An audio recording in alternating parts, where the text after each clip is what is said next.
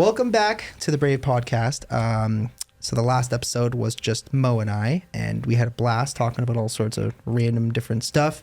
Demons, ghosts, cigars, you know. The conversation was just all over the place. But spider erections. Yeah, spider erections. I have a lot of questions. I bet you do. So yeah, as I was saying, welcome back to the Brave Podcast. My name is Angelo, aka Exploring with Angelo here on YouTube.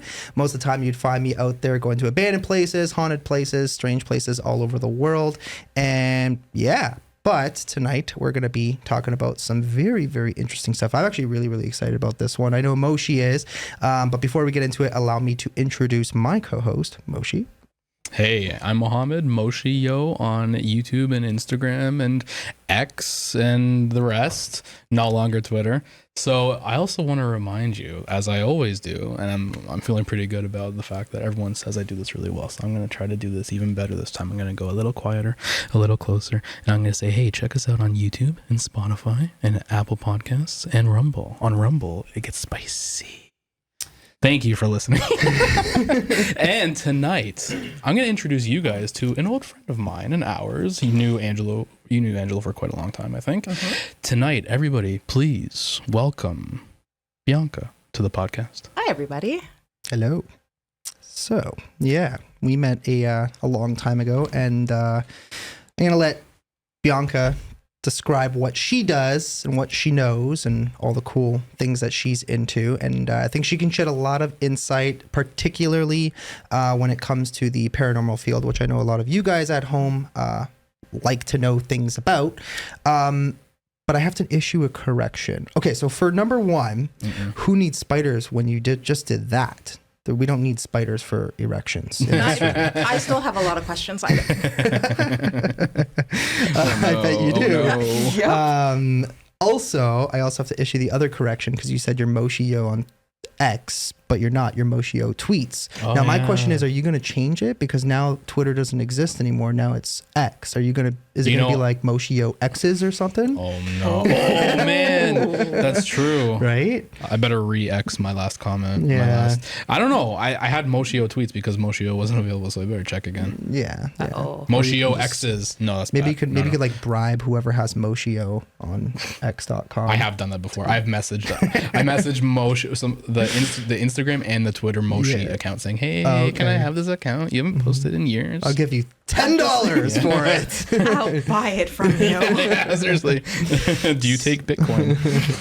So many years ago, I actually met Bianca, and I know her as Domi, but she goes by two different names sometimes. Listen, one is corporate, because I do work a regular job during the overnights.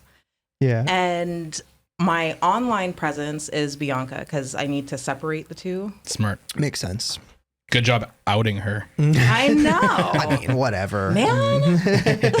So, and we're also going to be doing some drinking tonight because I asked her before the show, I'm like, what do you like to drink? Because before people come on the show, I ask them typically, like, what do you like to drink? Some people like beer, some people like wine, some people like bourbon. She said she likes cider. So this is something I normally never do, but we literally have a table full, well, not the whole table, but like a whole shebang over there of alcoholic beverages. Moshi is currently drinking that. I got 2 coffees and I got water. Listen, he's being a good boy. Yeah. He is now a family man. He has to set the example. Yeah, I gotta be able to make sure I drive home. Yes, yeah, exactly. As well as I've just never had alcohol before, and I'm never going to. So yeah. So I am enjoying a it's called No Boats on Sunday peach cider. It's not bad. I don't normally drink cider. I'm more of a beer or wine type of person. Because, you know, in the evenings I just turn into a regular alcoholic. It's just my, the thing I do when I'm home and I don't have to drive and I'm just, working on whatever on my computer. Responsibly. Yeah, exactly. So, but yeah, tell us a little bit more about what you do and kind of some of the, context to what we're going to be talking about here. So. All right. So I've been a spiritualist for a very, very long time. Actually, my awakening, if you want to call it that, was shortly before we met, actually. I think I told you way back when I was at the campsite. Okay. Right. And that was like my first introduction to the paranormal. Right. After that, it's just been a slippery slope of how do I turn this thing off? Right. Like, So when we met, I mean, we met under very different circumstances. It was through Primerica, essentially how I met Mo, and then that's eventually how I met you through somebody else. yes. And basically I was learning about all that. I was like into the paranormal at the time. I had never really done anything with it. Didn't really have too many a couple of experiences here and there, but they were kind of, just small little things, whatever, kind of seemingly coincidental, like around the house and stuff like that. Things you can explain away. Right. And then I had learned that you were into Wicca and, spiritualism and all that cool stuff. And I just remember one day we were sitting, I think it was in Daniel's house or Dan's house. In the basement. Yeah. And you're like, oh, look at what I can do. And you basically like, I don't know, you did something with your hands and then you kind of went like this over my hands. Energy shifting. Yeah. And you could like make it hot and then all of a sudden make it cold. And I'm like, yo, what the hell are you doing? Like, what is Energy going on right shifting. now? Yeah. I just thought it was really, really interesting. And then she slowly started kind of opening up and explaining more of what she was capable of doing. And I think a lot of it, you kind of gained your abilities from your family, right? So tell us maybe a bit about that, or what you can tell us about that. Well, okay, so how do I explain it? Maybe like the beginning. Yeah.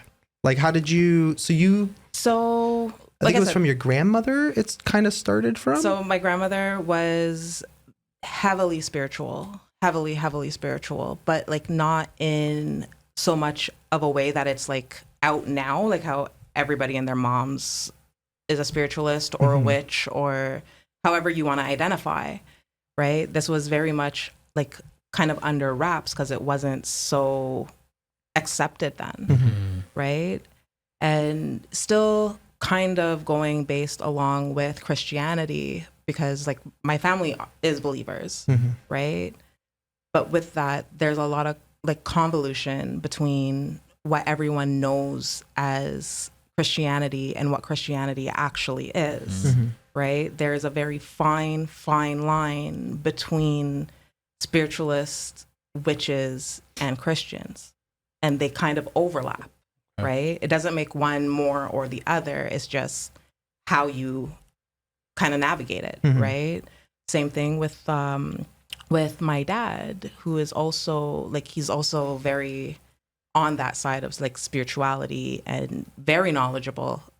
There's a lot of things, even now to this day, if I'm confused or if I need help or like guidance, he's who I go to, right? Or if I get in trouble, because there are some times where like, things happen. Yeah. And I was kind of like, something comes through, so to say, that you don't want to come through. Or like I don't really know how to deal with it. And I'm just kind of like, Dad. Nice. Wow. So yeah, that's interesting. Yeah, see, like that's the kind of stuff that I remember back when we first met. What's your fond memory of the memory that I got of Bianca? The one thing that I always remember, and I did not remember that how the meeting happened was through Primerica, but what I did remember, one of the earliest memories is of you singing. Because the earliest memory I have of you is us all being at All Stars in Brampton. Oh, and my you, God. listen, karaoke or whatever, right? You were, no, was it karaoke or were you with the band? I was with the band. So, you know what she was singing? What? I don't practice Santeria. I ain't got no crystal ball. That's hilarious. Oh my gosh. I'm like, what song is that? Because I didn't know it. And that's why I remember it, because I learned that song from you that night, the person who doesn't practice Santeria or use crystal balls. Yes. Kind of ironic. A little bit.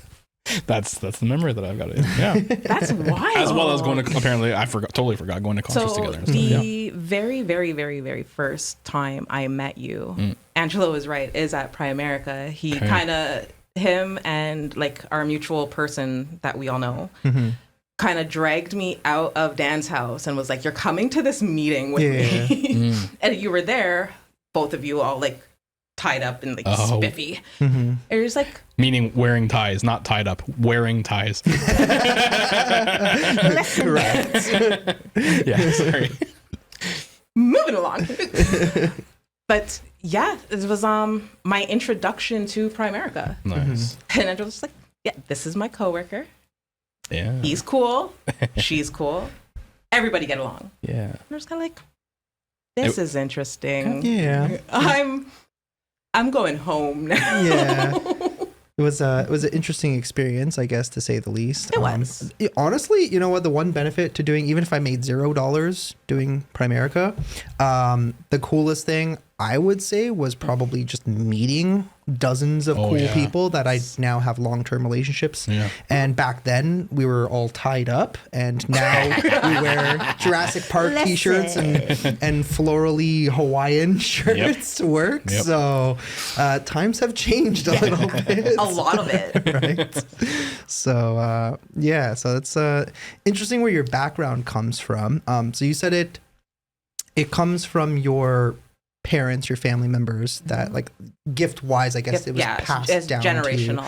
to you. What would you say like is the gift that you've been that you received over time? Like how would you define, like, what are your capabilities? What are you able to do? That is really broad spectrum, mainly because, like I said, there are moments where I'm kind of like, how do I shut this off? I don't want to. Doesn't feel like a gift at this moment. Yeah, right. A lot of it is dreams, right? And my mom also has this too. So does my dad, where sometimes certain dreams are not dreams. They're messages, they're warnings. There's a lot of deja vu moments where it's like, could I have prevented this? Right? But you kind of explain it away and you're like, no, I was just sleeping. Like, it's nothing really to write home about. And then what you dreamed about actually happens in real life. And you're just like, shoot. I could have prevented this, or I could have reacted in a different way, or like things like that. Right? But it's not always negative. There's a lot of good things too. There's a lot of times where we all kind of just like look at each other and we're like, we should have played the lottery today. We would have won. Yeah. Would you say the numbers would like come to you? It's not necessarily like it's not so in your face, right? There will be like, you have to decipher it somehow. Yeah. Like colors. Right. We could be, for example, sitting in this room, but like the wall behind you would be yellow. Right? And yellow means something. And then you'd have to decipher that. Or you would get like birds flying overhead, and it's the number of the birds, but you don't know it's the number of the birds that means something, right? Like things like that. So is that like something that generally just any person kind of roaming around, like there could be 7 of something and that's like a sign to them, but it's up to the person, like even just a normal person who may not be, in tune with all that stuff. So it's like, I'm walking down the road and I see 7 pennies, and that means something. It means something, right? Yes. Although we would never see 7 pennies because they don't exist anymore in Canada, unfortunately. But so the color of the wall, does this mean anything? This beautiful real brick wall right here? No. I seen that video. She knows. I think Mo kind of spoiled it in the first episode. It happens. No, I believe that like you don't have to be a witch or a spiritualist or religious to have gifts. I think that as a human, it is actually like our birthright, right? Everybody on the earth has certain gifts that they're given. Right? It's just not everybody activates it. Not everybody is aware, right? Because everything comes down to like your walk. Yeah. Makes a lot of sense. What kind of like, when it comes to your dreams, what would give us an example of something that maybe happened in a dream and then all of a sudden it ended up happening in real life? Yeah. Ooh, okay. Like maybe something good that happened. I'm trying to think of like a good one, right? I mean, I've had a lot of like really, really strange dreams growing up.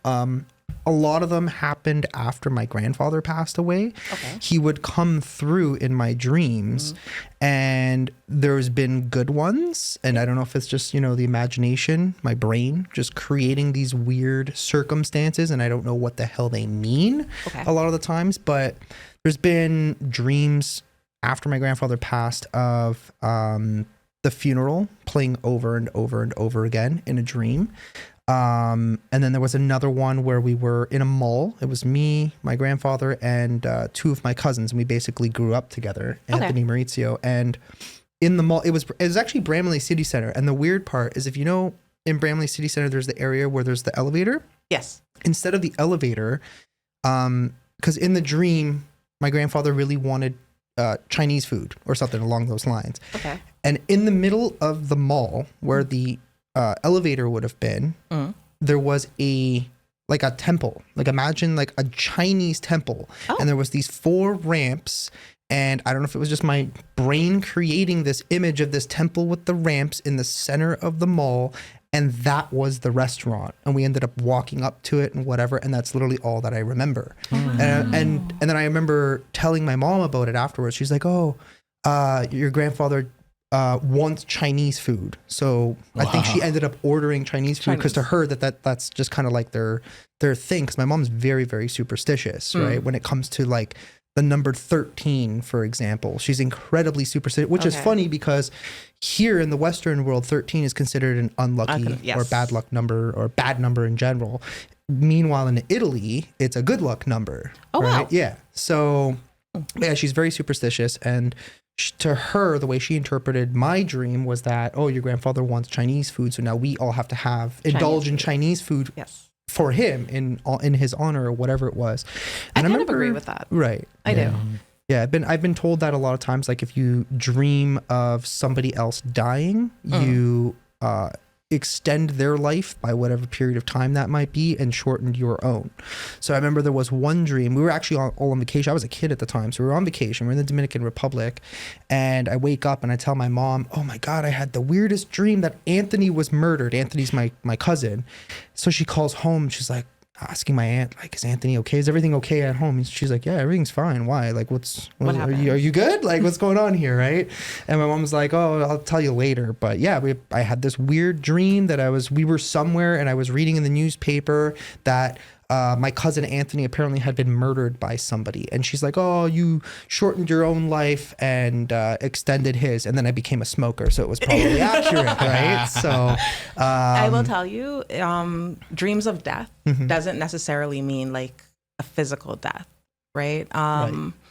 It could be that something that is within you that is tied to that person, if it's somebody else, right? That you either need to come to terms with it or put it to rest and grow from it, depending on what the context of death in your dream is, right?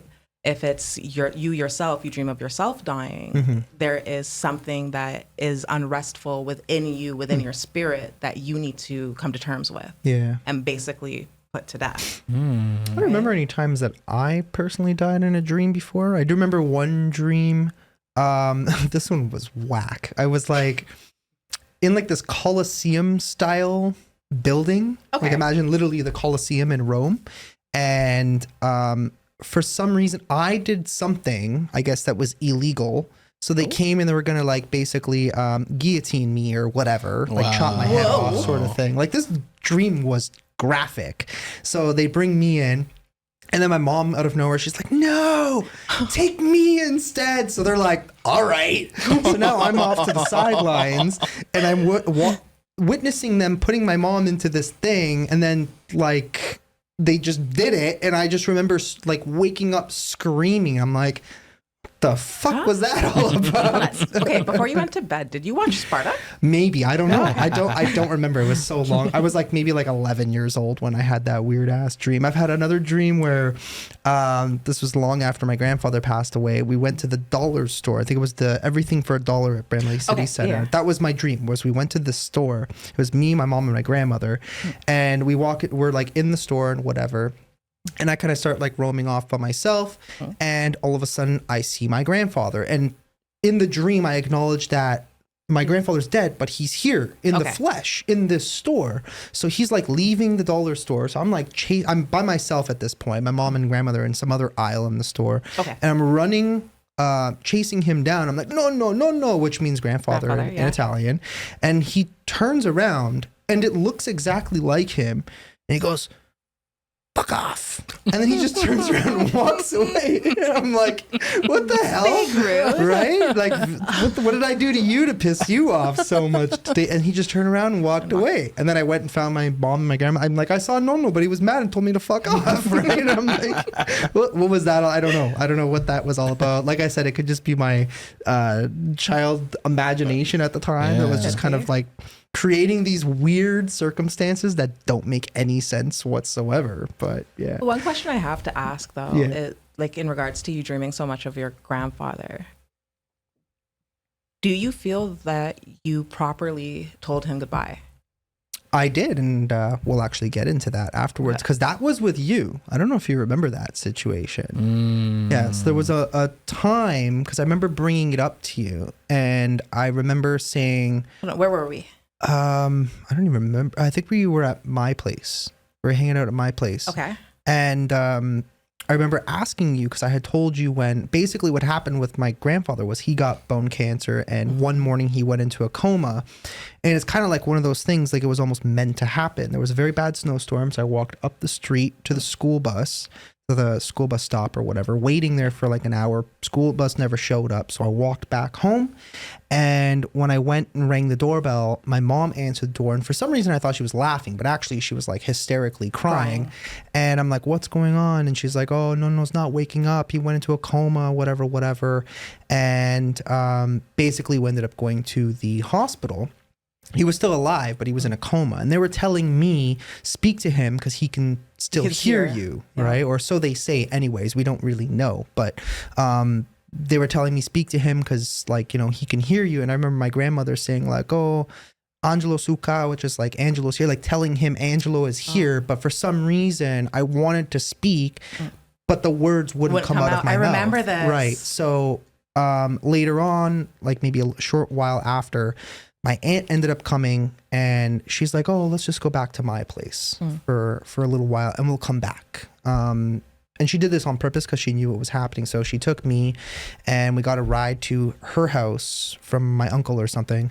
And we were just hanging around for a few hours. And then a few hours after, she comes to tell me that he passed away. And yeah, and then that was pretty much it. But I always kind of like had this thing in my head where it's like I never really got to say goodbye, right? I never like spoke the words, because as a kid, I mean, that was in the year 2000. So I was approximately 9 years old. I would have been almost 10 at the time.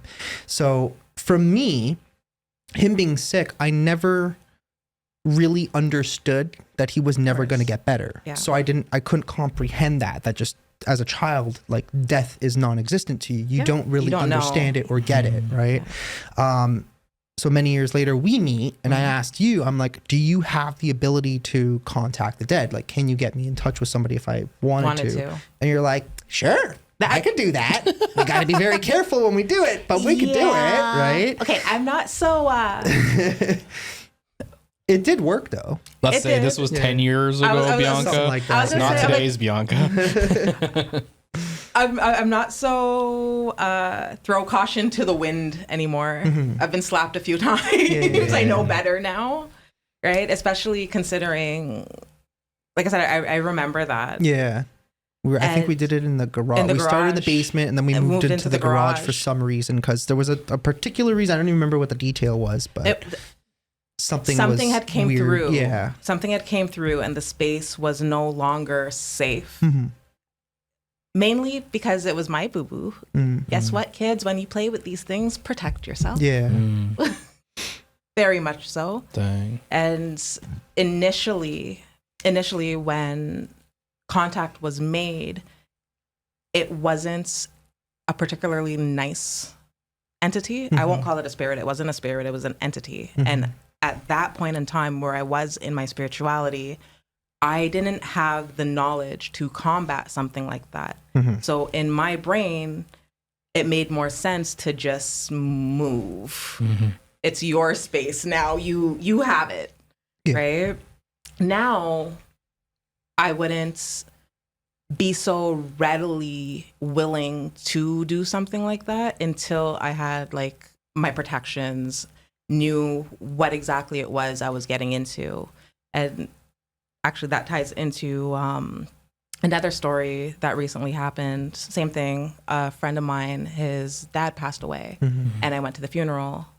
And I went mainly for moral support for my friends and his siblings, but also because his dad was actually a big part of my teenage years, right? Like their house is where I went to when I was not feeling safe, right? So I wanted to pay my respects as well. What I didn't do was tell my friend, because I still feel that like it's not my place to say certain things, right? But as I was paying my respects and I was like sending him off and saying my prayers, right?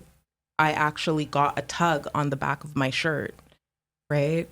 Basically tell my kids that like they're okay, right? But again, I don't know where people are mentally when it comes to things like that. So I didn't feel like it was my place to kind of be like, oh, by the way, right?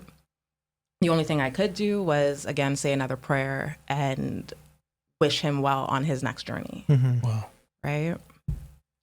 That's an interesting story. Wow. Things coming through. Yeah. Can you talk more about the protections? So you've had experience, and you've learned from some experiences. Yes. And so now you would be much more cautious to doing so. Is there anything that you won't do that you have done before? Or is it like, you know what, there's ways to do things? No, there's things I will not do is actually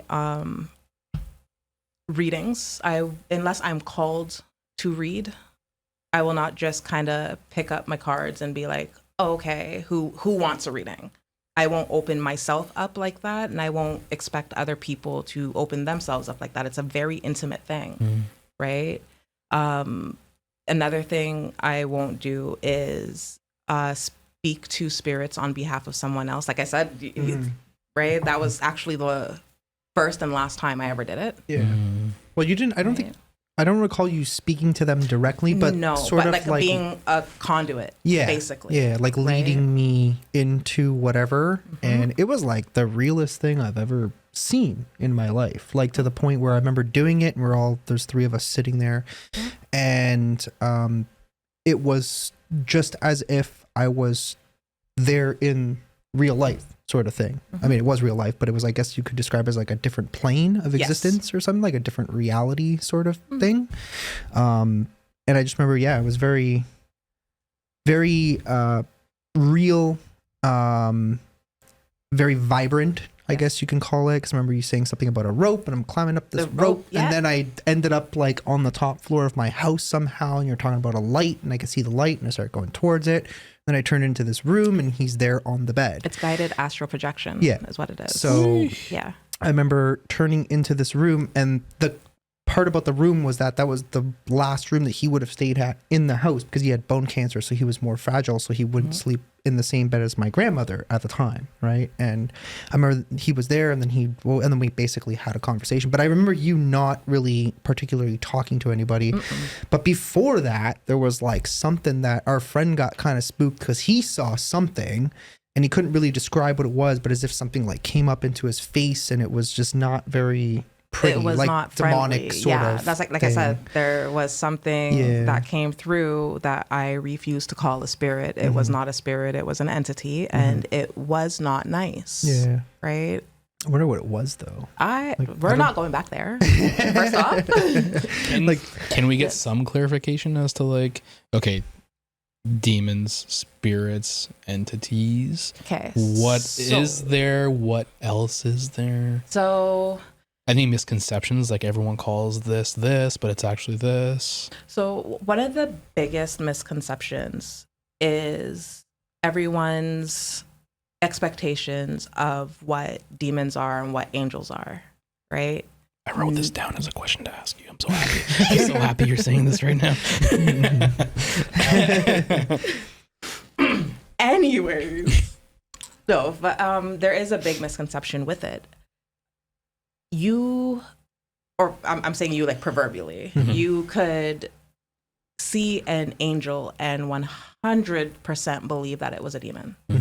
Angels are not, they don't look like what everyone depicts them as. They are not this humanoid spirit with big, lustrous white wings that look like heavenly and angelic. They do look demonic, right? They look scary. They're not the actual, what cherubs really look like versus what everyone thinks biblically they look like. Two different worlds, right? Archangels literally look like giant beasts, right? But they're not. They are actually heavenly. And a lot of it has to do with knowing that most humans can't comprehend this, right? A lot of people don't like the things that they don't understand, right? So if you say that, yeah, this big circular spinny thing with 3,000 eyes, that's actually an angel, by the way. I think the F not. No, it's not. It is, right? But there are also demons that look like the most cuddliest thing in the world, and you would never know, right?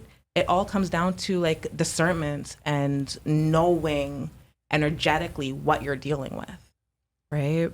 Like our friend, he's seen what came through. I didn't physically seen it, but I felt it. Every hair on the back of my neck stood up at that point, the moment it came through, and I was like, no. And then I started getting anxious. And then I started getting really uncomfortable and hot. Those, for me, to this day, are telltale signs that something not nice is around, right? Getting hot, right? Get it?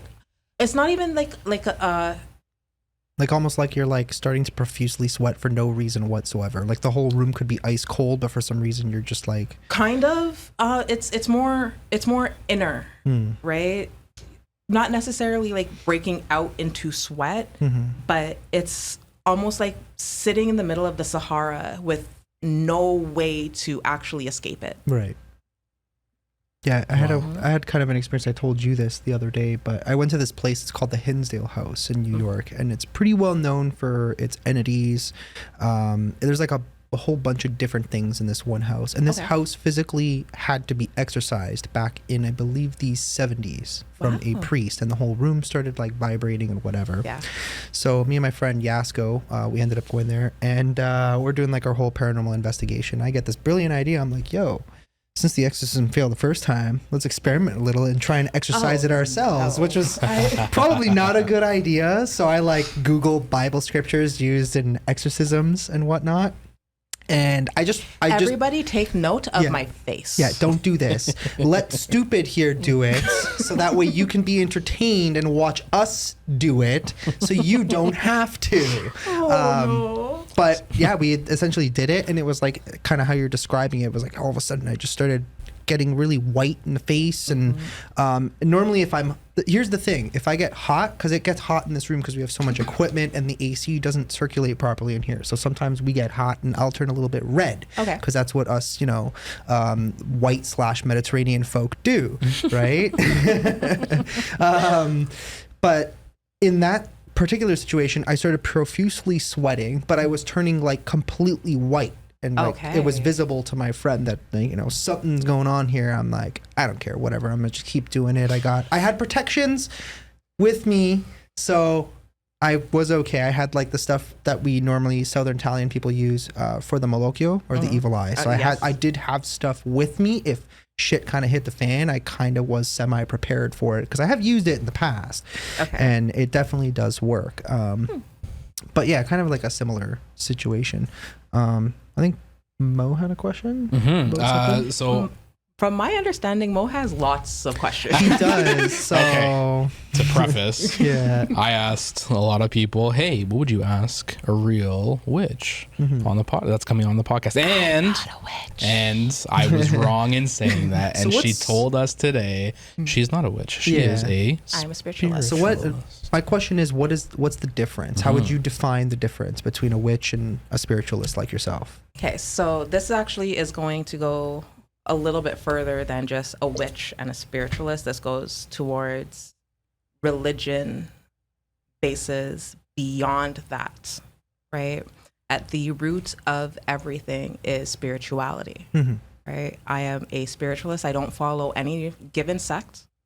I don't believe that, like, for me personally, I don't believe that religion is inherently good, right? For me, because I'm a spiritualist that believes in God, right? I do 100% believe in God. And what is God? God is ever abundant love, right? You don't need a pastor or a priest or like a holy man, depending on what you believe in, to tell you that God is real. Spirituality, you know what is right, you know what is wrong, you know what God wants you to do. You don't need a book to tell you. Any book you read, whether it's the Quran, whether it's the Bible, whether it's whatever it may be, those are literally just depictions of, I don't want to say parables of like instances where you need to kind of think for yourself and be like, okay, what can I take from this, right? It's not written in stone to be like, well, John did this, so therefore you guys today have to do that. No, this is what happened. This is how the people then dealt with it. And this is God's line. Now do with that information what you will.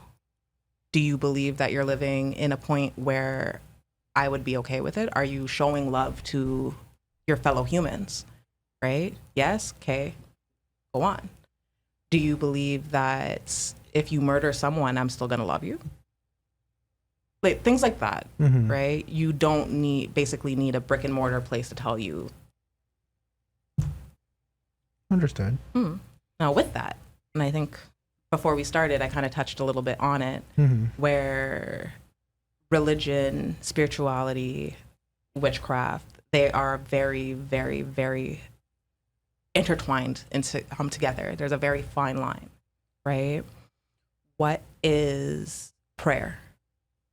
What is casting a spell? Right? What is, if you're a Christian, doing your daily devotions? What is writing in your book of shadows? Right? The only difference is perspective. Really and truly, the only difference is perspective. And kind of who you're basing it towards, whether it's a deity, whether it's God, whether it's an archangel, whatever you believe in, hey, right? But they are very, very closely intertwined. Okay. Can we go more based on what you know and what you've seen? So you said, okay, so you spoke about God. Okay, so let's say God, demons, angels, entities, deities. Like in Islam, we believe in God, the devil. Yes. We have a lot of information about jinns as well, if you could speak on that a little bit as well. But like all of these beings that, you know, I would say maybe the average person is not seeing every day type thing. You know, you always hear of people saying, you know, I saw God last night, or something like that. Yeah. So I would say the things that you're describing, the things you're talking about, is not something the average person would see. What more could you tell us about them? Why do certain people see them? It's basically based on how open you are. Okay. Right? And I don't mean like how like we're having an open discussion now. Open, I mean spiritually open. Yeah. Right. How every day, whether you're a regular person, whether you're a spiritualist, whether you're religion based, right? Every day there are occurrences and instances where paranormal happens, right? A lot of people glaze over it because you can't really explain it. Right. Right? Like, oh, you're in the kitchen one day and you had a cupboard open and all of a sudden it closes by itself. Like, how do you explain that? Yeah. Right? A lot of people will just kind of be like, It's a ghost. definitely a ghost. Yeah. Right? Or, oh, I was just imagining that. That didn't actually happen. Right? There's a lot of things people explain away because they're not open to what else is there. Right? Going back to dreams.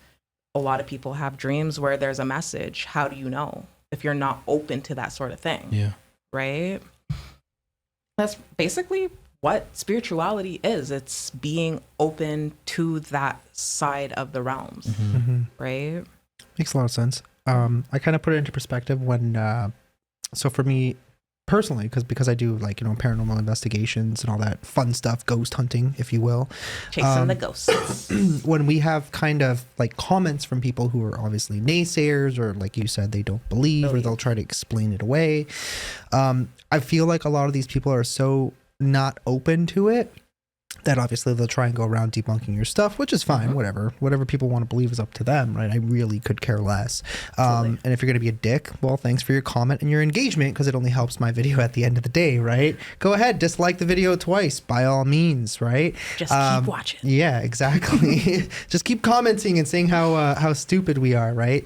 But when it comes to those kind of people, I feel like if they were to go do a paranormal investigation, if they ever have, or their expectation is that something is supposed to happen or occur within the first 5 minutes. And it doesn't really work like that. It never does. There's a lot of locations that I'll go to and I have to, for example, trash maybe 2 hours worth of footage because we got absolutely nothing. And then all of a sudden the last hour and a half is when we're really getting the engagement from the other side and all the activity and all that stuff, right? And I feel like because these people have this belief that obviously the paranormal doesn't exist or whatever, because they're just ignoring it and they're just completely glazing over it, right? Where they'll just go into an abandoned building and be like, there's nothing here, when really if you're actually paying attention or trying to engage, then you might actually get something, right? So if they're willing to engage, obviously. So that's just what I kind of feel like to what you said. It just kind of goes together because if everybody perceives something a little bit differently, and whether they're open to it or not. And I feel like a lot of those people will never change unless, something ends up flying across the room or they get slapped across the face or whatever it is, right? So you said that and it just jogged a memory. Right. Somebody like maybe the last year I lived in Malton. Okay, explain. So there was a point in time where I lost a week of my life. Oh. I was possessed.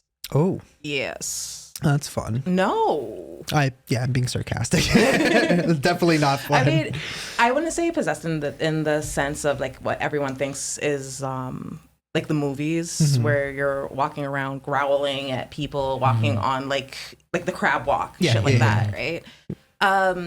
What actually happened, and I remember it both vividly and vaguely.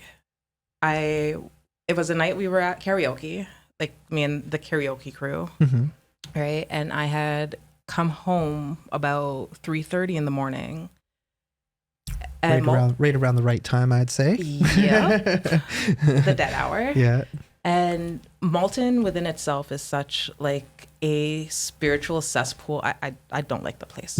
Sorry to anyone watching who like lives in Malton. It's okay. I'm sure they all know it too, right? Not that every area in Malton is bad, but majority of it's pretty. Every area, like the in very. Malton is bad. I mean, like around the public area, like where all the suburbs are, it's all right. It's not like terrible. Every area of Malton. Just like Brampton. Yes. Oh, okay. That's a whole difference. Yeah. But no, I remember I had come home, and at this point in time in my room, attached to my light fixture, I had a dream catcher, like a handmade dream catcher. And it was hanging there for like 3 years. Nothing ever happens. Yeah. Until this day. And I don't know what got me off of my routine. Like, well, clearly I felt something, but I didn't know exactly what. Mainly because I was drunk and I was not trying to be no spiritualist, nothing. Just let me be drunk and go to bed happy, damn it. And I remember I took off my jacket and I just stood in the center of my room and I was like, no, something feels off.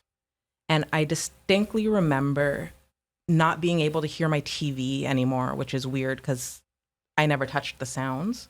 And the video was still playing, right? I just couldn't hear anything. And then my ears started like white noising, not exactly ringing, but like, right? And then I just see my dream catcher literally launch itself across my head. Yep. Like it completely dislodged from the fixture and was just floating midair. Not floating. Yeah. It launched itself at me. Oh, okay. That's It fun. went past my head and I immediately went, nope. Opened the door to my room, started cursing at the top of my lungs. So I'm like, get out. Right? Like, I don't know what it was that followed me in here, but you're not welcome. Like, go. Right? Didn't. I felt something that I could not see because I can't physically see. Right? I'm not clairvoyant in the sense where I see entities. I hear them. I feel them. And that's the extent of that. Every once in a while, I will either see like an orb or a flash of light, but to physically see something, I don't. That's not one of my gifts, right?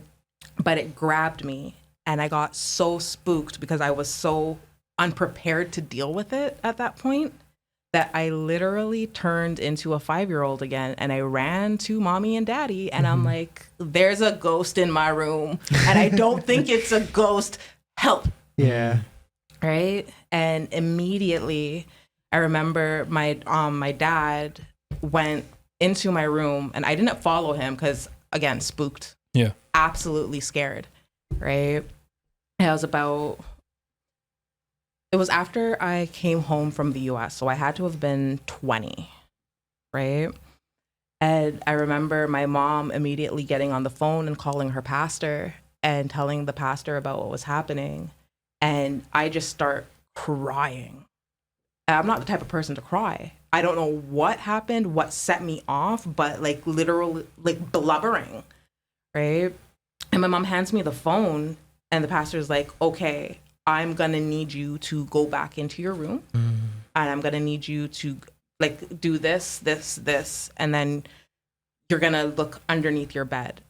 And I don't remember what the steps in between that was, but I remember the like feeling of dread when he said that I had to look underneath my bed because whatever it was that had followed me, right, was hiding.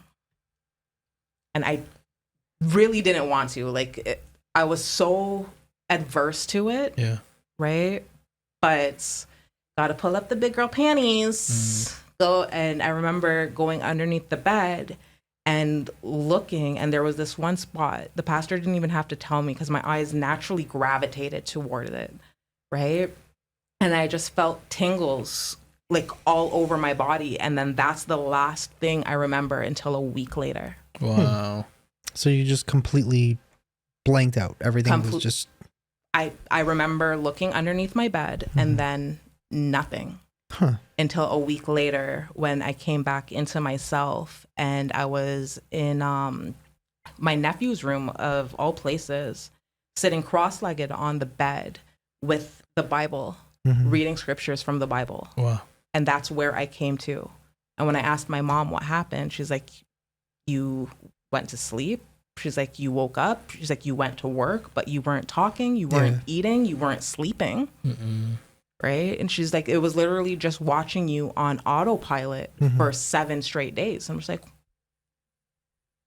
what? So I think this might be probably just before. Do you remember? I messaged you at some point and I said something really weird is happening with my girlfriend at the time.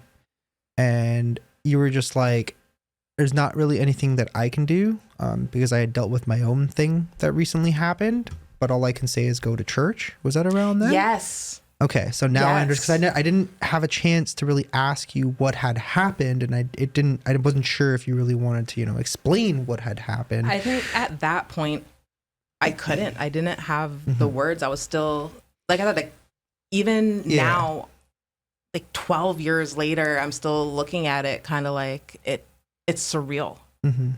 Like, you never actually think that, you like, people dabble into things, but to be so attacked violently from the other side, and you don't know why. You don't know what happened. You don't know what caused it. Like I said, leading up to that point, I was at karaoke. Yeah, exactly. We were just trying to have a good time. I was just having fun. Yeah. Right? Leave me alone. Yep. I think also because maybe when I explained what was happening to us was exactly the same thing. And I never knew that. But if you remember, I was dating Bitchface at the time. And that's just what we refer to her in this room. It's okay. You have bitch face. I have fuck face. It's all I right. mean, everybody's got a nickname, right? Asshole or whatever. But yeah, so I was dating Bitchface at the time. And basically what had happened was we went to this church that had rumors that there was a cult running out of it. It was, I think it was like a United Church or something. And this church basically had this cult running out of it, and some stuff went down. And one night we were hanging out and we ended up going to it. I just kind of told her what happened, and she's like, oh, let's go check it out. I'm like, this is probably not a good idea, but sure, let's go. No, don't co-sign that. Yeah. So after we went there, then all of a sudden weird stuff started happening. Things that I could physically see, where we were like sitting there on the couch and there's like this black misty thing above her head. And I've told this story probably about 1 billion times. And then after that, it progressively got worse and worse and worse. And exactly like what you said, there was a day when she came over where she was lying down on the couch and she fell asleep, but it was like in her head something else was happening that wasn't actually happening. And because I remember her waking up and she's like, oh, I've been sitting here watching Friends for hours. I'm like, no, you've been sleeping on the couch for the last 2 hours. Hence why Netflix says, are you still watching this? Would you like to resume?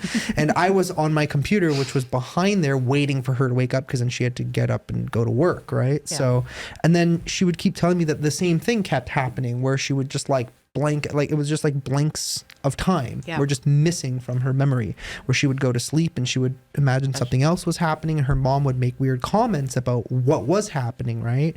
And then I just remember at some point messaging you because all this was going down, and I'm just like, I don't know what else to do anymore. And I just messaged you, and you're like, because remember there was an incident with a lighter, which we think that somehow created some sort of portal that let something in, possibly we don't know.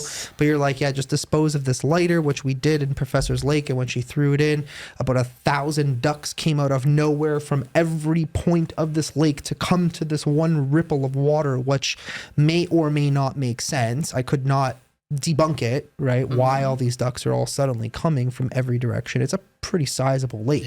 And then you also said go to church, which I'm like, that's weird, because Dami wasn't really that much of a religious or spiritual person in that sense at the time. I'm still not, and not to like downplay church or downplay anything like that. I still have my own like hang-ups with it. If you remember when, like, at the starting of our friendship, I told you I was like on my way to become a pastor. Yeah.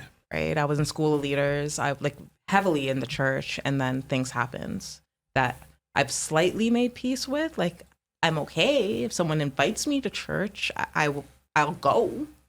I don't believe that I'm gonna like burn up as soon as I get on the premises.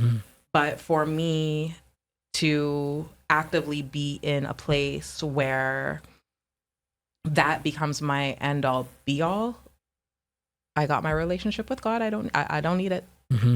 Right. With that said, digressing a little bit, I think at that point I was so spooked within myself that was like that was my go-to. I can't really say that I went to church while I was going through that, because I didn't. According to what my mom was retelling me at that point, is it was literally get off the bed, shower, go to work, come home, sit down for hours on end reading the Bible. Wow. Right? And it was rinse, repeat. Like, there was no actual me physically going to church, right? But I couldn't wrap my head around what was happening, so much so that that was my autopilot response. Because I couldn't just be like, okay, well, sit down with the Holy Bible and read it, and read this chapter, and this chapter, and figure shit out. I couldn't, right? So my go-to was, yeah, y'all go to church. Go tell the pastor. Like, let him direct you, because I don't know how to at this point, right? Yeah, we didn't even end up talking to the pastor. We went to the church, our church anyways, not the other church, which was odd also, because every night she would call and say she would hear this girl's voice singing. And I would be like, don't go to the voice, because it's something trying to trick you, right? Yep. She's like, no, but I need to go to the voice. I need to go back to the church. She would call me every night. I need to go back to the church. I'm like, no, you don't. We're not fucking going back there. I'm like, I'm glad you have a terrible sense of direction. Otherwise, you would have driven yourself. But because you don't know how to get there, you're not going to end up there. And I remember every night, she would call me. Oh, I can hear the singing again. I can hear the singing again. Her room was ice cold. She would hear the singing. Whatever it was, latched onto her versus latching onto you. Oh, yeah. So she would call me saying, I can hear the singing again. And I would run into my room, and I had the phone on one ear, and I'm not saying anything. I'm like, okay, give me a second. And I would open my jewelry box, which is where I kept this prayer that was like a Southern Italian evil eye prayer. Yeah. And I would read it in my head. I wouldn't read it out loud. And the second I would finish reading the very last line, she would say, okay, it's gone. The singing stopped. Wow. Okay, good to know. She's like, yeah, that was weird. And I'd be like, yeah, I just read a prayer. It's all good. It's gone now for the time being anyways. Go to sleep. Yeah. It's fine. And then the day that I brought her to our church to go inside and deal with this thing after your recommendation, after tossing away the lighter, she was just like, I'm not going in there. I'm not going. I had to literally physically almost drag her into the building to go. And then we lit a candle. We sat down. We said a couple prayers out loud. And then that was the end of it. It finally just stopped. But it was so attached to her that it tried to physically restrain her from going. That's wild. Crazy, right? But I don't think it ever really stopped for her. I don't know. But because she would see things after that as well. Well, so as unfortunate and scary as her initial instance into it is, right? That very well could have been her awakening, right? Now, does she have someone, to your knowledge, because I'm not going to tell you, like, call her up and let me ask some questions. Yeah, no. But to your knowledge, does she have someone who is trustworthy that can guide her safely into dealing with all of this? I have no idea. I got no idea. We haven't spoken in a while. We don't talk to bitch face. No.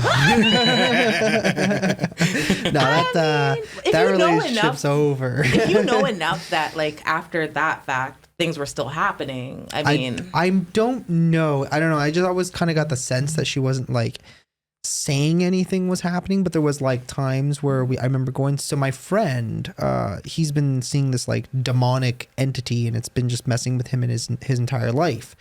And one day we went over without her knowing anything. We pulled in the driveway, and she's like, "Oh my God, do you see that?" I'm like, "What? See what?" She's like, "On the roof. There's a man sitting on the roof." And she was open. Yeah, and I'm just like, no, I don't see anything. She's like, oh my God, there's a man, blah, blah, blah, blah. I'm telling her to describe him, and she's like, you think I'm crazy? I'm like, no, I don't think you're crazy. And then we went inside. I explained to my friend that, he saw asshole demon.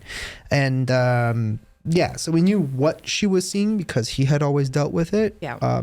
Basically his entire life, right? Which is interesting because he explained what she explained, who Shad also explained, and everybody, and it's interesting because all these people don't know you, But I put two and two together, and it's like, because I remember there was something you said that you would see from childhood. Essentially, you guys called it, I think, the Oogie Boogie Man, right? Yeah. And everyone kind of describes like a variation of the exact same thing, right? So hold on, Oogie Boogie just out here terrorizing people. That's big rude.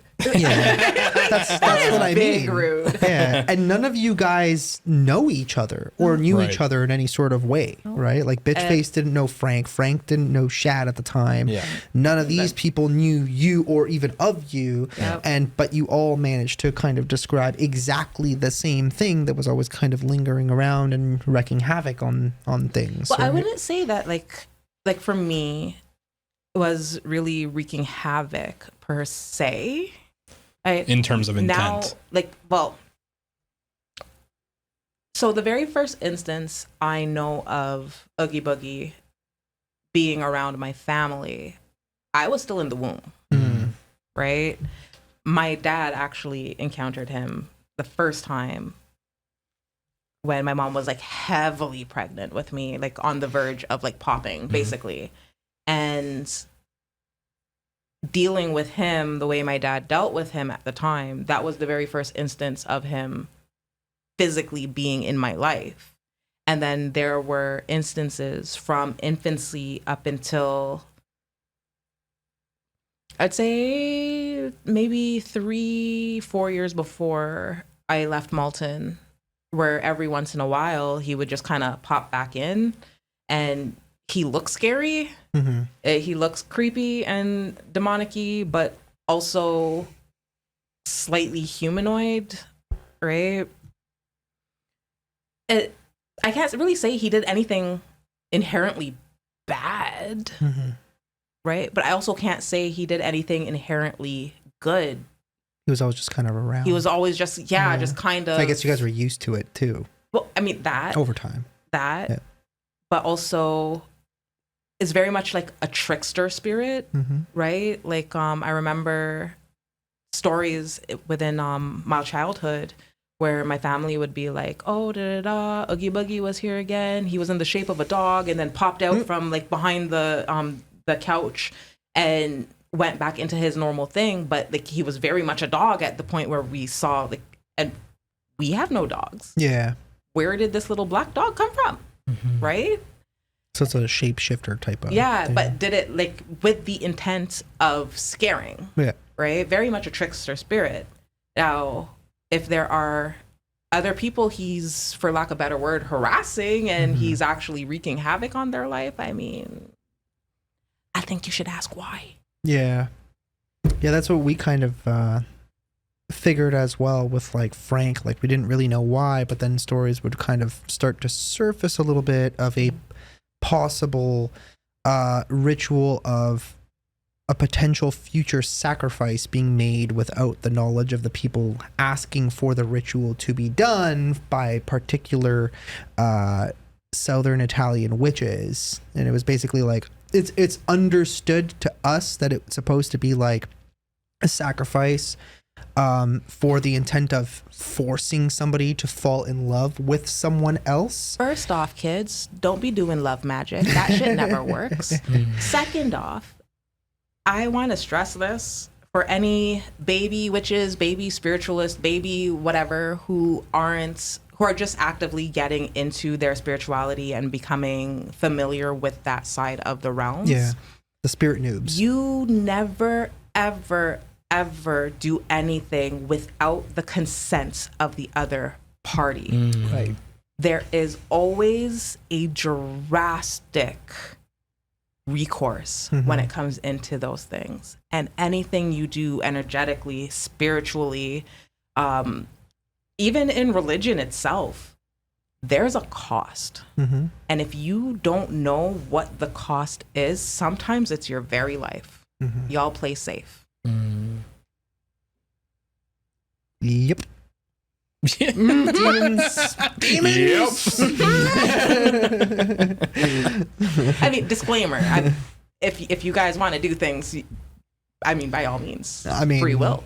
I mean, I'll tell a demon to go fuck itself once in a while, but I think that's probably about as far as it goes. I mean, That's completely different, though. Yeah. I mean, that's asserting your dominance in your space and making sure you're safe. Once in a while, use a Ouija board, whatever.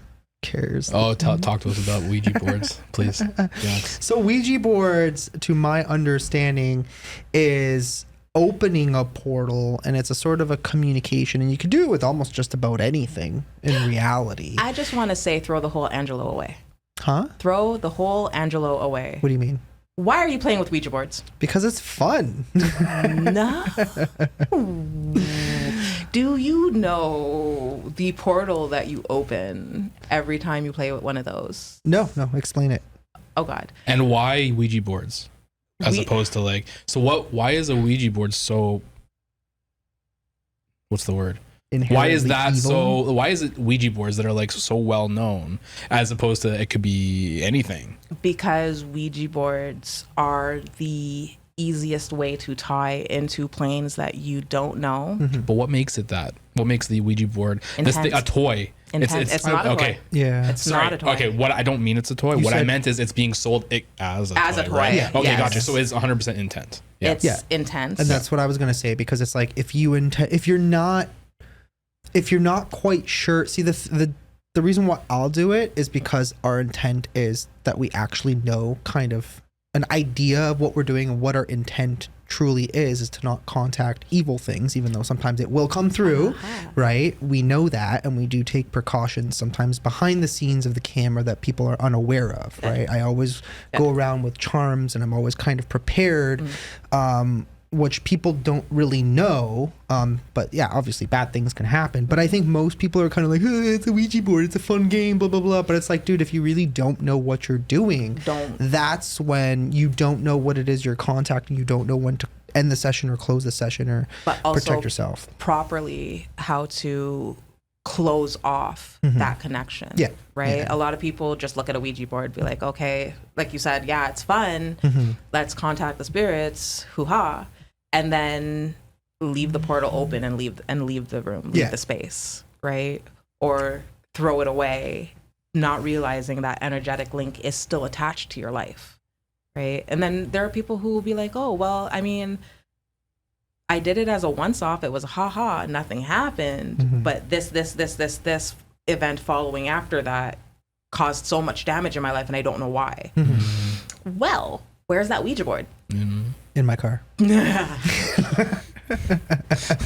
I'm not even joking. I always have a Ouija board in my car. My God. Well, I mean, we use them once in a while in our videos, right? So it's kind of just whatever. It's just always there. We're just used to it at this point. But like I said, I mean, we're a little bit more experienced than the average jabroni who doesn't know what the hell they're doing with a Ouija board. So we do. I mean, obviously we understand that we're also taking our chances, but like you said, it's based on intent for the most part. Heavily based on intent. Yeah. Either way, a lot of times when we go places, there's already something there regardless. So what difference does it make? It's just essentially a form of communication. It's been something that's been used for hundreds of years. But then so is tarot, so is spell work, so is like, none of these things are new under the sun. Right? Only the access to it. And 90% of people, especially new age people now, which is like heavily the rhetoric on TikTok and like Insta, where everyone and their mom is a spiritualist, basically, who don't know what they're doing, right? And then something real happens, and you see it all the time, videos of, well, yeah, I know last week I said I was a witch, but I'd like to revoke that. Yeah. And it's like, don't be a Pinterest witch. Don't dabble in things that you don't understand. Take the necessary precautions and learn what it is that you're dealing with. And work slowly. Yes. Baby steps. Baby steps. That's kind of my friend's approach. Her name is Chelsea, and she's my friend Lamar, who's also another content creator, YouTuber, whatever, does basically the same thing. And she considers herself a practicing witch, is how she describes it, because she's always learning how to do things slowly and carefully, of course. And she's also a medium, because she sees things and she can kind of pick up when things are there. So yeah, that's kind of her approach to it, is doing it like, baby steps, right? So people that want to get into things like this is, like we've talked about, so is belief enough to get you in, would you recommend this kind of world to anybody? Would you not recommend it to anybody? Do you find, like, people call these things gifts? Do you feel like it's all positive? No, Okay. not at all. So on the basis of, like, would I recommend this to people? Say, for example, the No. people that you're watching on TikTok and Instagram, and they're like, I want to become a spiritualist, a witch, a Wicca, whatever. I don't know these are, My very first question that I have in my head, because obviously you're watching a video, you can't really ask them, is why? Why do you want to get into this? Right. What is it about it that interests you so much that you feel that this is something you can do, right? If it's just on the basis of creating contacts, you're doing it for the wrong reasons, right? If you're doing it because there's something deeply, innately within you that is calling you to this, then absolutely, right? Biggest thing, though, is a lot of people are doing this now because it's a bandwagon. Right? A lot of people are joining now because it's the in thing to do.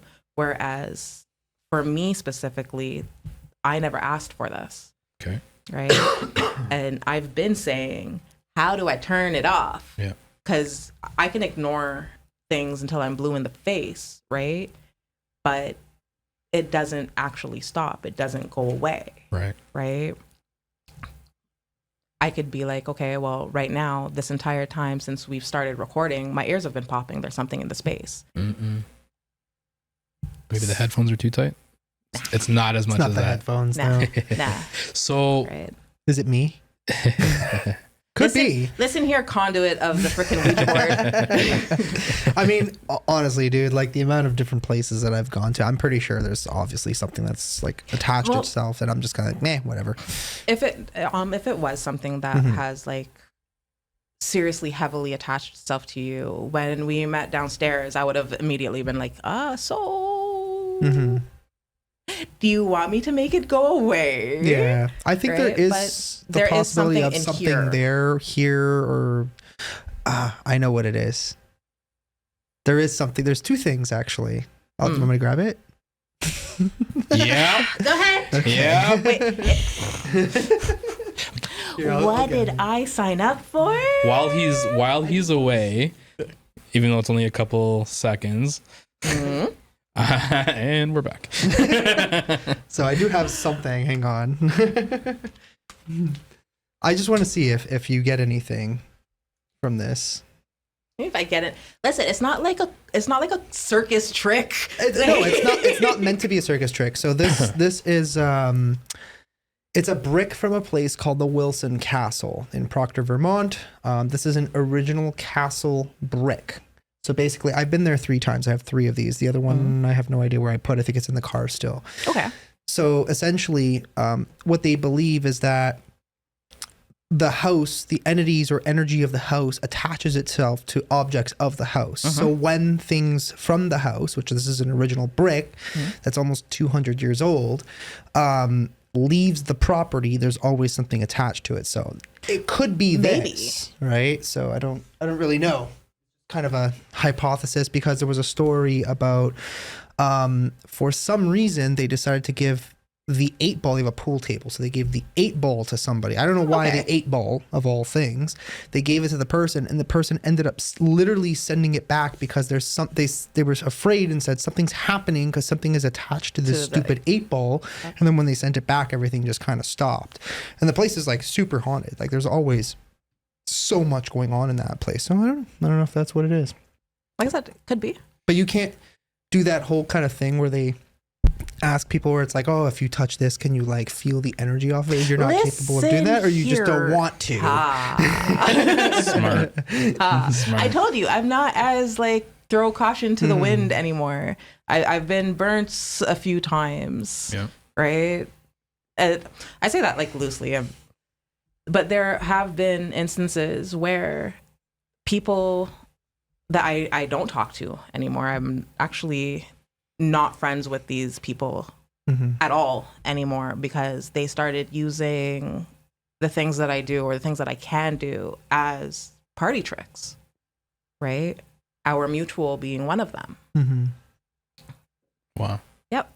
Oh, well, you know, Bianca, she can do this kind of thing, but can you do it for them? Because they never actually witnessed it. So, and I'm just kind of like, Nah. no, Not a party trick, dude. sir, absolutely not. Right. But then there are instances where like I've been at a party with like a bunch of people and then things naturally happen and things naturally come through. And I'm just kind of like, okay, well, I guess we're doing this now. And then everybody's spooked and they're just like, we want to go home. We want off of the ride. And I'm just kind of like, yeah, so do I. So, but I can't. So sucks to be y'all because we're in this together. Would that be like your, I don't know. I feel like I've heard this before where for someone to get, and I'll say it again, like some people call these gifts, right? For some people to get these, whatever you want to call it, access to this realm, It's a blessing and a curse. so my question was, is there something that has to be given, sacrificed for that? Or can anybody just walk in and be like, you know, I believe and I want to work on this? No, I touched on it a little bit earlier at the beginning, is that these gifts, these spiritual blessings, it is a human birthright. Everybody has a gift. Everybody was put on this earth for a reason, and there is a spiritual gift or method of whatever it is that is attached to that, right? It's up to that individual person to be able to tap into it and tap into it for the right reasons, right? But anybody, everybody, right? Like I said, I can't see, but I can feel and I can hear, right? Also with that, a lot of my gifts are tied into my musical abilities. It's why there are certain places that I won't perform at, right? Or there's certain songs I won't sing, right? Because that is a part of my gifts. There's also certain things that I won't write because I know that some things are actually channeled. There's some songs that I've written that I will never record because it's actually heavily spiritual based. And anytime I try to continue writing it or I try to record it, something spiritual happens, right? So I feel like, I feel like some people are maybe more naturally in tune, I guess you could say, as well with kind of like their surroundings. It's almost like, you know, somebody who was just naturally a really good hockey player or naturally a really good soccer player. It's considered a gift or a blessing in one way or another. And then obviously you kind of refine your skills using that ability, because some people are just naturally more athletic, right? Some people are just naturally born as a genius, right? They're just, their brain works differently, or their body works differently. Absolutely. Where it's kind of like the same thing when it comes to this kind of stuff, where it's like you're just naturally more in tune. So what were you gonna say? I don't remember. Next Were you question. gonna ask me about how you wanted to hold my brick? Yeah, Momo, you hold it. Hold the brick? I know. No, thank you.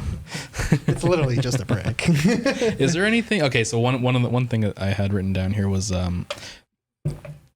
like the majority of anything that I've ever heard about in terms of like I'll say the word again, witchcraft, magic, spiritualism, maybe we can call it. It's all from traditional media. I don't know anything outside of movies and TV, and you know, and I'm heavily influenced by Harry Potter, and so like Wingardium Leviosa. So thank you for that. What kind of things do you, the average idiot like me, what kind of things would you say, you know, there's no real basis for something like this, for something like a wand, for something like whatever that we've seen in like media, and this that we've seen is absolutely totally real. But the wand stuff is totally real. I mean, they have a whole and I'm not saying it's not store in Salem. Haven't you seen it? I've been to it. I want to go to Salem so badly. Honestly, it's cool, but it's also kind of overrated at the same time. I want to go for the novelty of it. Like, that's actually. I think what kind of like bothered me was because we went on Halloween day and it was just a fuck fest of people all, you know, doing one thing or another. I very much enjoyed it the day after Halloween because it was mostly dead at that point. And it we was were more able to authentic. it felt more like, you know, Salem. But even still, it was just kind of like, oh, okay. Like, it was cool. But there was like, apart from, you know, the history of it, the notoriety of, like, you know, the witch burnings, which they never actually burned a single witch to the actual at all ever, and most of them were not even actually real witches. It was just like, you know, oh, a heretic or whatever, and then they would essentially crush people to death with rocks. It's like, until you tell the truth, we're just going to keep lowering this rock on top of your body until you basically suffocate to death. Right? What were you gonna say? Yep. I was gonna say, like, the whole witch trials thing was literally just open murder. Yeah. Like, it was just a show at the end of the day. You're a woman who practices like medicine and you use herbology to do it. Obviously, you're a witch. Yeah. It was. I don't even think it was real. Most of the stories weren't even that. It was just mostly like people would get sick, so they would start like hallucinating and saying that they're seeing stuff, and people were pointing the finger, witch, and then they would go and round these people because it became like a panic, right? All these people were suddenly, and then it was just like. It was kind of like that, The Purge, the movie The Purge, where people were just like, oh, there are no more rules anymore. So everybody was just kind of pointing the finger at everybody else as who's a witch, right? It was like, if I didn't like you, I would just say you're a witch, and hopefully they'll just go and take you away. Yeah. So, but I mean, the history is interesting. It's very fascinating because it's still like a thing that kind of goes on, depending on where you are, where they still kind of have these witch trial sort of things, which right? is scary. Oh yeah, actually. Imagine not real life, sorry, modern world that happening. Yeah. But like, I mean, like, it is a thing. There's actually I was talking to a friend of mine. She's actually one of my best friends. She lives in the US, right? And I call her my spirit mama because she's also a spiritualist, right? And she was saying, and right now in Indianapolis, they are actually slightly going back into that time. If you are not expressly a devout Christian, you're basically on trial and you're shunned. Not only shunned, like you can lose your job, you can lose.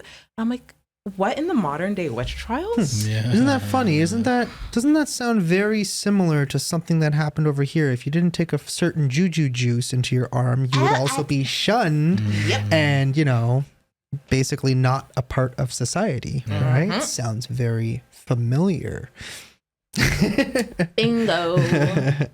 So yeah, I guess that's kind of like modern day witch trial sort of thing, right? So, but in terms of your question, you were saying like, how does it compare? Anything you hate from like traditional media, like that's ridiculous. Why would anyone believe that? Well, versus I mean, like most of it's just fiction based, right? That's what I'm saying. That's what I'm saying. So, like, that's what the question is. I would say that, like, if the craft, okay, like when one of the girls does like the glamour and her hair changes and her eyes change, and like that doesn't really happen. That's not real life. Like, there is a sort of thing in witchcraft / spirituality where you can change the perception of the person looking at you, right? And make them see certain things, but you don't physically change, right?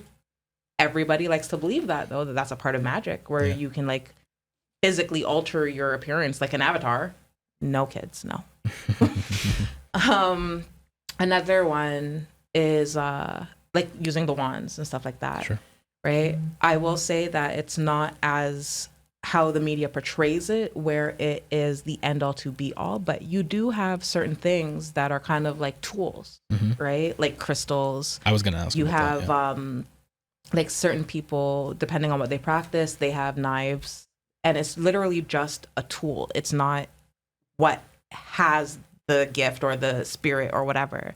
It just helps enhance. It helps focus, right? Okay. Conduit. Yeah. Kinda. Yeah. Sorta. I mean, the crystals and stuff are like to like channel energy and things like that, or it depends on the crystal, right? Like, for myself, I am very heavily doused in like tourmaline and onyx because negativity just always be fucking with me, especially at work. right? But no, if you need, like, say, you need help channeling within yourself, self-love, you use rose quartz, right? A lot of people misinterpret that you use love quartz to have someone else fall in love with you. Again, disclaimer, kids, don't do love magic. But it does actually help you within your self-healing, self-love, self-care, right? Getting your energy right within yourself, right? Got it. I guess I need to get rid of that Love Magic book that I ordered on Amazon I'm so disappointed as soon as in possible. you. No, I'm just joking. Hey, 30 days returns. You'll be okay. Well, they did say 30-day guarantee, so if it doesn't work in 30 days, let us know. But I have Okay, how about this? You test it. no, Just no. test it. I'm good. There will be no testing. just making sure you're telling him to test it, right? You as a seasoned person in this. Well, listen. My biggest philosophy right now is fuck around and find out. I guess so, yeah. I've got a situation I heard of some person who dealt with something. If I could kind of bring it up to you and hear your thoughts on it. Sure. Someone, they live in the house with a family, and as far as they know, this thing has only been there after a certain point in time. So there was an item that they found. Okay. And I was gonna ask, like, kind of Like they found it outside and brought it inside home? the garage. They found it inside their garage, and they have the idea that it was placed there by a family member as like a curse or something like that. Oh. They feel like Okay. they have maybe been, in terms of their love life, been cursed kind of forever. And they feel like it happened after they found this item inside the house. Creepy. Okay, so to their recollection, this, whatever this object was that was placed there, this is when all of the mishaps happened, or it was they kind felt of helping. unlucky, and they never. Okay, it wasn't there. At some point, they knew that. Okay. Things started happening. Okay. Later on, they found this thing where they knew it wasn't before. Okay. Okay. No, I'm not saying like it was like within a month. It could have been years, but it was like for sure it wasn't here. You know, when I moved in here, a few years later, all of a sudden, family members moved in, and then now this thing is Something like that, happenstance. yeah. Okay. Items cursing family members. That's kind of stuff. a real thing. Yeah. Actually, that. It's like voodoo. Listen, I was gonna ask Jealousy. about voodoo dolls as well. Yeah. jealousy is one of the biggest directions of energy that you could have, especially familial jealousy. That shit ruins lives. And most times they don't even know. They don't know. But where your attention directs intention. So if this family member has a problem with your friend and your friend doesn't know what or why, like has the feeling, because you can feel when someone don't like you, right? Sure. But if they don't know the root cause and they don't know how to tackle it, absolutely. Absolutely. So do these? Okay, so I have a question. Yeah. Do these people have an idea of who would have left this, whatever it is, in their house or garage or wherever? I do believe so. Yeah. Yeah. That's wild.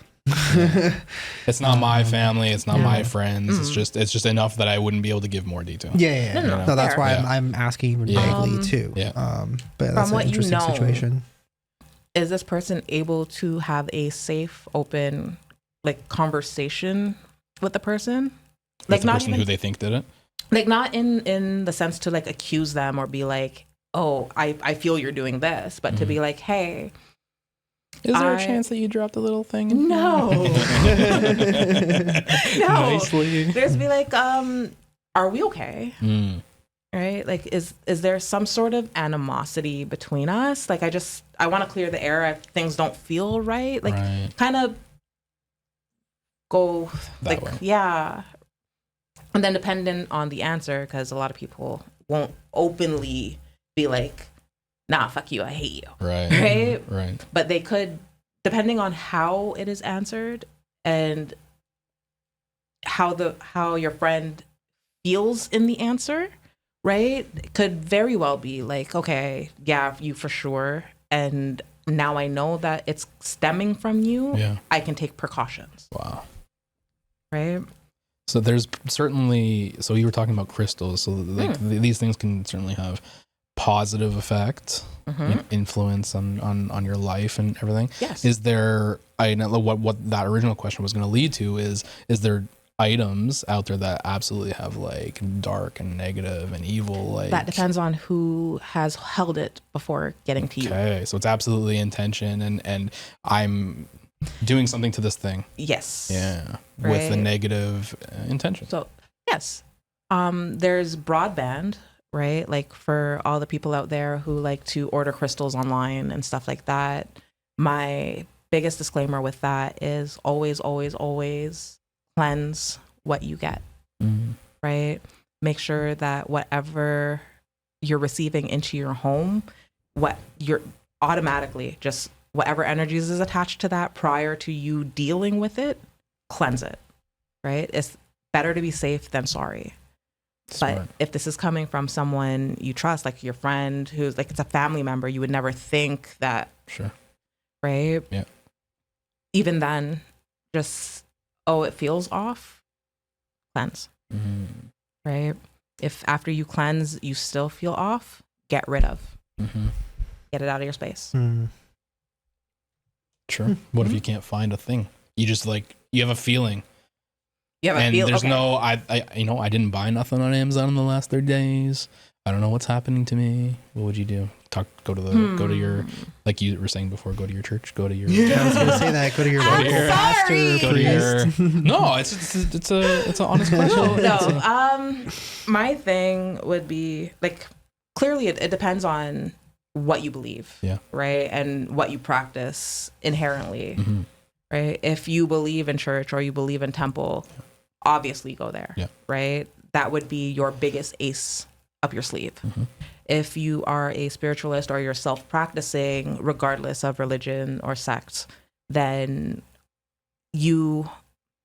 there's a part of you that always knows where certain energies are, where they're heavily, because you can feel it. Like there's a physical reaction that you get, right?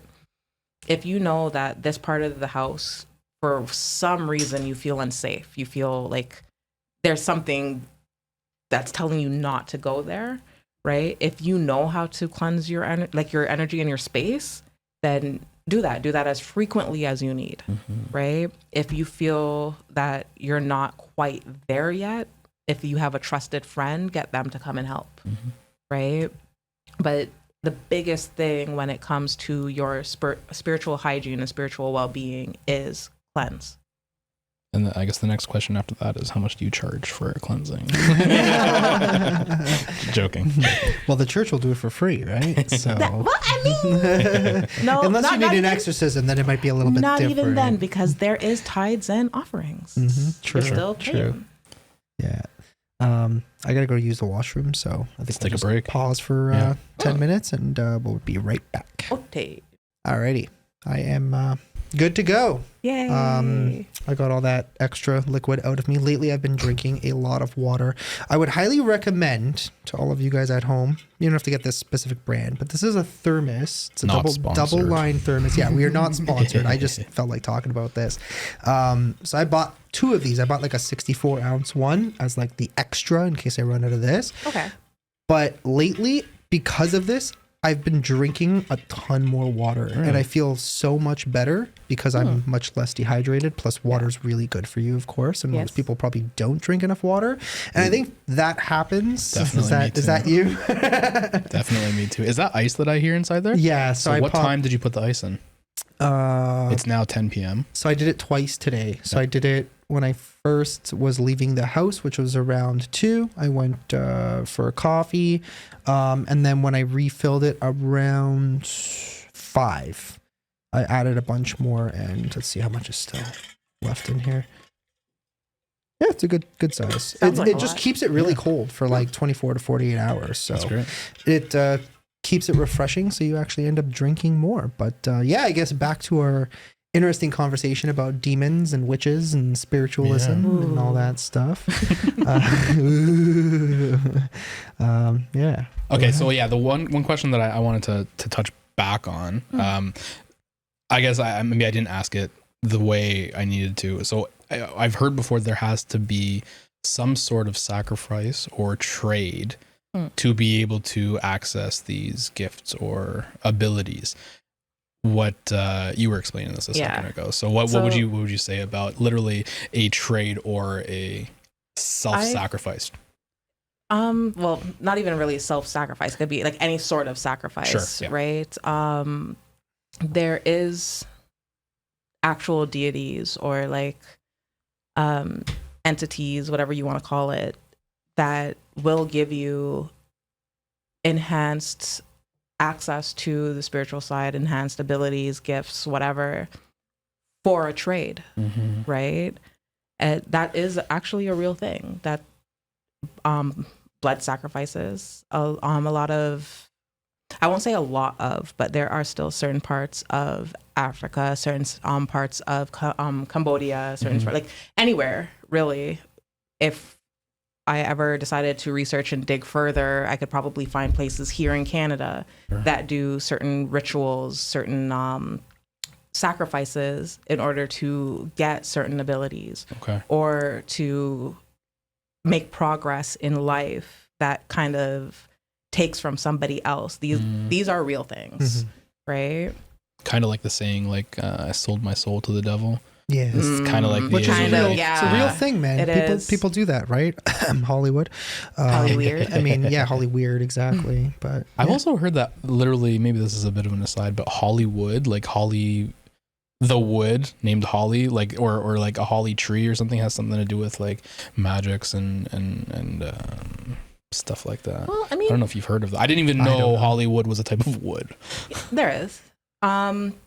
I don't believe that it inherently ties directly into magic and stuff like that, but I mean, a perfect example is like the original wreaths that you'd use at Christmas time to put on your like what we put on our doors and stuff like that, or like the Yule log and stuff like that. Those trimmings actually came from the Hollywood. Okay. Right? Does it have spiritual properties? Maybe in the same sense that lavender does, or rosemary, right? Got it. But I don't think it has anything really specifically to tie into like Hollyweird and the things that they do. No, it's literally just an old name of a city, because Hollywood, California is not the only Hollywood in the States. There's also a Hollywood near Miami.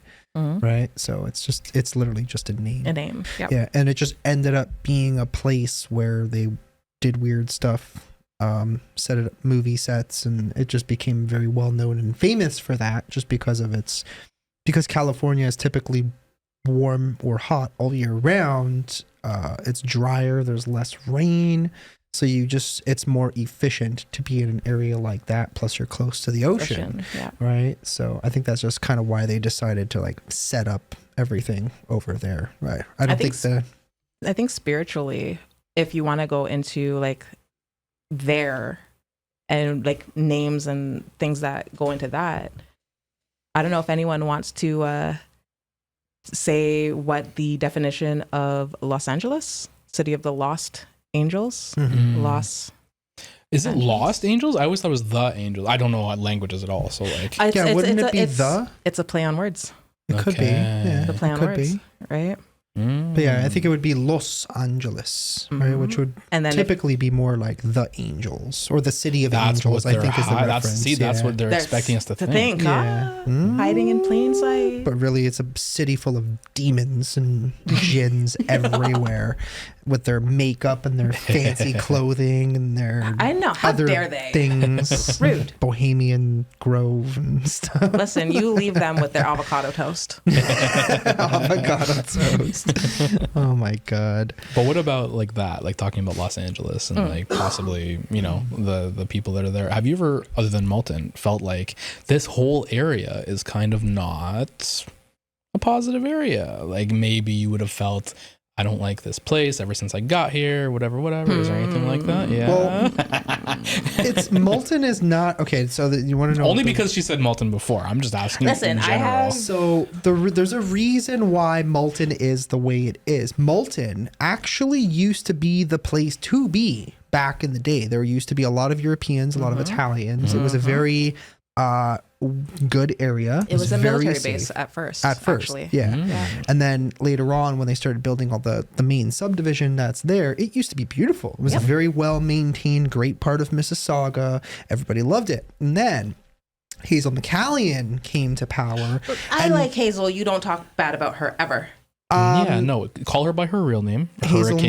Hurricane Hazel. Yeah. So basically what their idea was, let's move all of the low income housing, all of the immigrants into one small congested area.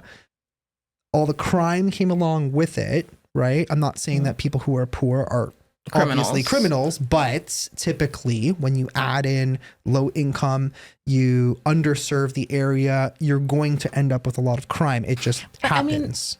That's not even my issue with Malton. Yeah. Right? Like, it has nothing to do with the fact that, like, it was mass flooded with immigrants or, like, the crime, or because when I was living there, it's a very boring small area. Yes. The mall sucks. That thing should have been torn down like Ages 45 ago. years ago. Ages ago. No, like, if we're looking at like where I grew up and stuff like that, it has like a very special place deep down inside my heart. But when it came to like my spiritual awakening and actually dealing with things and like figuring out my footing when it came to like astral and it came to like all of that stuff, Malton was so detrimental to my health in that sense because there are a lot of entities that are there because it's basically a cesspool of negativity, problems, right? Like there's so much with Malton. I love and hate the place. I'll never move back. Yeah, it's just like me in Brampton. It's like there's nothing. Whenever I leave the country and come back, I'm like, why the fuck am I coming back here for? There's nothing here for me anymore. Yeah. I mean, part of that is just because, you know, certain lifestyle that I would much rather live here. There's nothing here anymore. That's the problem, right? Brampton's been the same for 30 years and it's quickly in decline. Maybe mostly for political reasons and obviously other reasons on top of that. But it's just like there's no expansion. There's nothing really. Well, you can't really expand. Where are we expanding to? Well, I'm talking about like business, right? If they were to expand the business side, I feel like they would do a lot better. A lot of people who live in Brampton don't work in Brampton because there's no work in Brampton, right? There's no real industry here. So that's part of the problem. But yeah, it's just boring overall. There's not really much going on. Community-based things I feel like are also in decline because I don't know. I feel like maybe it's part of like a culture issue at the same time where there's a lot of cultures that just really we don't mix and mingle for one reason or another. It's not because we don't like each other, but sometimes it is. Because Brampton is still heavily populated with karaoke people, and I have seen a mix of cultures at karaoke. Well, that's a little bit of a something. That's nice to see. Yeah. We like that kind of stuff. But for the most part, like there's no real like mix and mingle of community. Everybody kind of has their own festival based on their religion or culture or whatever it is. And then you obviously got like the neighborhoods of people like your neighborhood that you grew up in. Like everybody kind of knows each other. Everybody mixes and mingles and comes over, but it's not like that anymore, right? At least in my opinion, it's changed big time, right? People just keep to themselves. Like a lot of our neighbors, like they don't care to learn about the other neighbors, right? And say, okay, we know a few people, but that's because we've all been here forever. But the new people that come and go, it's like we don't even know them, right? Until there's a reason to know them. I mean, I guess like for where my parents, like where we moved to in Brampton, I guess they lucked out because I have like an older Italian lady on one side and then an older Portuguese lady on the other side. Nice. And all we do is like just co-mingle and share food. That's awesome. And like that's good. they'll take my mom out and they'll go for a walk around the block, and like everyone became friends. Yeah. Right. But then there's the houses like on the other side or like in front of us that you're right. Like no one knows each other. Yeah. You don't even know them. You don't even know their first name. Nothing. Yeah. Yeah. You barely even remember what they look like. So is what it is. Yeah. So, what about, we were talking about religions and then the spiritualism. Is there, so is can you like explain, because you said, you know, you're not a witch, you're a spiritualist. So Yes. is there like a hard line saying witches do this, spiritualists do this? Also, I wanted to mention, ask about things like, again, all I learned is stuff from media, right? So like, okay, the words I know are like warlocks, sorcerers, magicians, shamans, things like this. Okay, so like, how much of this has any basis in reality, and then what's not? So hard line. I can't speak for like everybody. I'm just gonna for my own journey and stuff like that, right? Witches, Wiccans, pagans is all very ritualistic. They follow a certain code, they follow a certain guide. They also either, like, for lack of better words, I'm going to say pray, but it's not pray. Like they do spell work with a specific deity, right? Okay. I don't do spell work, not inherently in the way that most people think of spell work. I don't, I do pray, right? A lot of what I do is heavily based in prayer.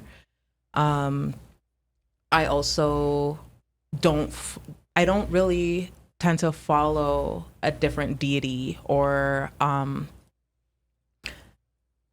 not entity. I don't want to say entity, like a demigod or a spirit that is not as elevated and things like that. Like I don't really work with those type of spirits. I work with God. Yeah. Right. Anything that I do as a spiritualist, I ask God's permission first and foremost. And if it's a hard no, or if I'm acting out in ego, I am quickly slapped. And it's like, no, because what you're doing is not to the glory of me. Right.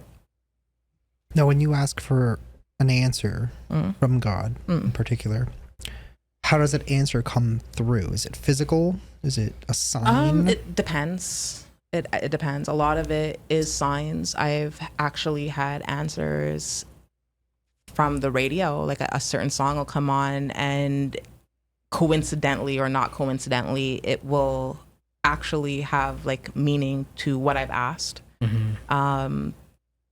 I'm scrolling through Reddit, someone will make a post specifically on something that like I have just prayed about, and going through the comments, like an answer will like stick out to me, and I'm just like, huh. Or I'll be walking down the street and there will be like a passing conversation, and me, I like, again, the queen of ignoring shit, right? But certain parts of their conversation will actually stick out to me, and I'm just like, if I piece it together, it's an answer, right? Or another cool one is one that I constantly get in the randomest of places is feathers. Oh, okay. Right? And like places where there ought not be feathers, like in the middle of my bedroom. I have nothing down, by the way. Absolutely nothing. Where'd this feather come from? Wow. Right? Coming out of the bathroom, right in front of the door, there will be like a feather. And I was like, what's the deal with the feather? oh, yeah. It was like, okay, I guess it's time to look up the meaning of a feather, and it's this color, and what does that mean? I'm like, oh, true. All right. Okay. So the different colors of every feather has a different meaning? Yes. So what's a black feather, I guess? Black feather is like normally tied into changes. Okay. Like life changes are going to happen, or if you ask a specific question that is like, should I do this or should I do this or should I change this? Then it'll go into that, right? Specifically. White typically goes into like security and being protected, right? there's a lot of times where I would actually do prayer, like protection prayers, and like just basically through my day-to-day life of like just protect my normal comings and goings, right? Nothing specific, just kind of keep me in my nice snug little bubble, right? And then I'll just happen to glance down and there's a white feather. And I'm just like, all right. Thanks for the sign, broski. Yeah. Also, let me just mention the reason why I have all these points is because I wrote down like 30 points to ask you. So we're literally looking at a list and being like, okay, I think this fits here. So one that I've got here is, now a lot of maybe preconceptions about things like magic and this stuff. Could be that it's mostly, maybe, you know, from people that maybe don't know, mostly negative. So is there a way for someone to I don't know if use is the right word, but is there a way for someone to bring you know, like magic, spirituality into their life to manifest a lot of good and positivity? Absolutely. I think that in the same sense that certain cultures have like Oriental Asian, right? They have their little red envelope that they give for good luck when like certain things happen, right? Or when Christians go and give tithes and offerings for a specific prayer that they're doing, or like Muslim cleansing when they're going to go into the mosque and ask for like help and like things like that. It ties in the same way as spirituality, right? Everything is intense. Everything is, if you're looking at things with a clean heart, right?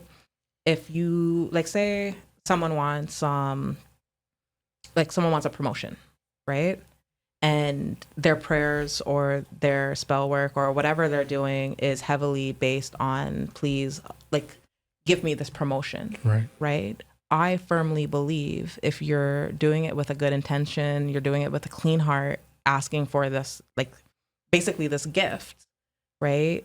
And you're doing it with the notion that you're not taking away from somebody else, right? Then absolutely may favor be on you. Right. But with that is also the knowledge of spiritually, it has to be meant for you in order for it to work. If it's not your door, there's no amount of prayer work that will actually do that. That is still based on good karma. Can these things work if there is not good intention and good karma attached to it? Absolutely. Yeah. Absolutely. There are, like, depending on like how spiritually inclined you are, regardless of sect, on like who you're working with, what you're working with, or what you're willing to sacrifice, things can happen in your favor. Just always remember there is a cost, there is a penalty. If you're closing a door meant for someone else for your own gain, it might not happen today, might not happen tomorrow, it might not even happen 10 years from now, but eventually you have to answer for that, and someone always comes to collect. It always equals out. Yep. Balance. Scary. Why is it scary? Karma, my it's just dude. like, yeah, Karma. 100%. 100%. Yeah. What about when a lot of these images that we see, you see like you're saying spell work. So in my mind, spell work is, again, I'm totally okay, so it's not like Harry Potter where you're standing in a cauldron and you're I was doing... just about to say cauldron. So I'm totally ignorant of it. I think we've come to make that clear in this conversation. But could it not be looked at as sorry, like the practice of it and like the imagery of like someone standing over trying to make some sort of spell or something? Could that not be like mirroring some sort of like cult vibes as well? Has there been like, yeah, this is like, these are the type of people we don't like talking about because they're kind of like, you know, like. But I mean, a cult is kind of different though. It's just, you know. Cult doesn't necessarily have to be like spell work. No, not obviously. at all. Things like that. Cult is essentially like indoctrinating people, so it's completely different from cults stuff like this. to me is like hive mind mentality, right? Which is neither here nor there in most things, right? Because you can have occults with video games, you can have occults with anime, right? Like just the same thought process. When it comes to specifically what you're asking, Did I say cult or occult? No, you said cults. Yeah, I heard cult. Did I mean occult? Is that like Yes. No, I think the idea So is sometimes the occult- compared to Again, these are a copy and cult, paste answers. right? I think the concept is kind of like comparative in a way to a cult, but that's just because of people's misunderstandings of what the word cult might actually mean or what an actual cult really is. So, like I said, the cults is like hive mind mentality. Right. Everyone thinking, exactly. kind of It's an indoctrination. Brainwashing. Yes. right? Occults, the occults is anything, is very umbrella. It's anything that is not in what people know as like basically Christianity from like the Crusade times, right? So realistically, practicing Islam is technically a cult, right? Wicca, obviously, paganism, obviously, Satanism, obviously, anything that is against what the Crusades have as what is true. We're looking up the occult definition. I love how you Yeah, I wrote just that, saw and it. then it just goes down to occult definition Bible. It says of relating to or dealing with supernatural or magical influences, agencies, or occurrences, available only to the initiate, secret, or mysterious, synonym mysterious, beyond the realm of human comprehension, inscrutable. So yeah, I mean, it kind of, to me, it makes sense, because I was going to kind of say it's kind of like our understanding and wonder of the other realms, essentially, right? Trying to figure out, because as humans, we can't physically see it, but we believe it, and we're just trying to understand it better, right? Which is where the whole idea of, paranormal investigating and stuff like that comes from, because people are trying to understand the other side, intelligent entities and energies and how all that stuff kind of works. And that's kind of like one of the more basic understandings of it. And then you've got things like, obviously, spiritualism, witchcraft, depending on how capable you are of doing certain things, and then you have things like religion, and then cults as well. Yes. And then very loosely, the people who believe in aliens, because that's also exactly. a thing. That's part of the cult thing, because there are cults who genuinely believe in extraterrestrials, whether they are real or not. Their stories and concepts and ideas of even how they live and how they go about doing things is heavily based on some sort of basis in the idea of extraterrestrials and how it affected their belief system, right? So, or for the example, fact that 7 UFOs have come to Earth in the last 3 weeks, right? I mean, I don't know what the hell is going on about there, but I mean, a good example would be Xenu of Scientology. They believe that this being came to Earth, and I don't know what the hell the whole story is with Scientology, but some kind of weird understanding written by L. Ron Hubbard, and a whole bunch of people of Scientology genuinely believe this story, or some sort of variation of it. I don't really have a heavy understanding of it, but I know it's kind of different, we'll say the least. Everyone will believe what they want to believe, of course, right? Outside of that, however, if there really is a thing of the galactic agencies, I want to share. I'm just putting that out there for the alien believers. I want to be a part of Asgardia. Yeah. Yeah, that'd be kind of cool. Right? You got something else there? Man, I got a list of 20 things to say. I know. Let's go for it. Let's see. Let's see here. So we've talked about crystals, and then there's negative items that have been used in a negative way and they've been touched that way. What about things like vibrations, frequencies, resonances? Do you have any insight into things like that? Is there as well words? Do words have power? The way words are said, Absolutely. chants, incantation. Absolutely. There is power in words. Totally. There is power in the things you say, the things you think, right? There's a lot of agency when it comes to that, actually.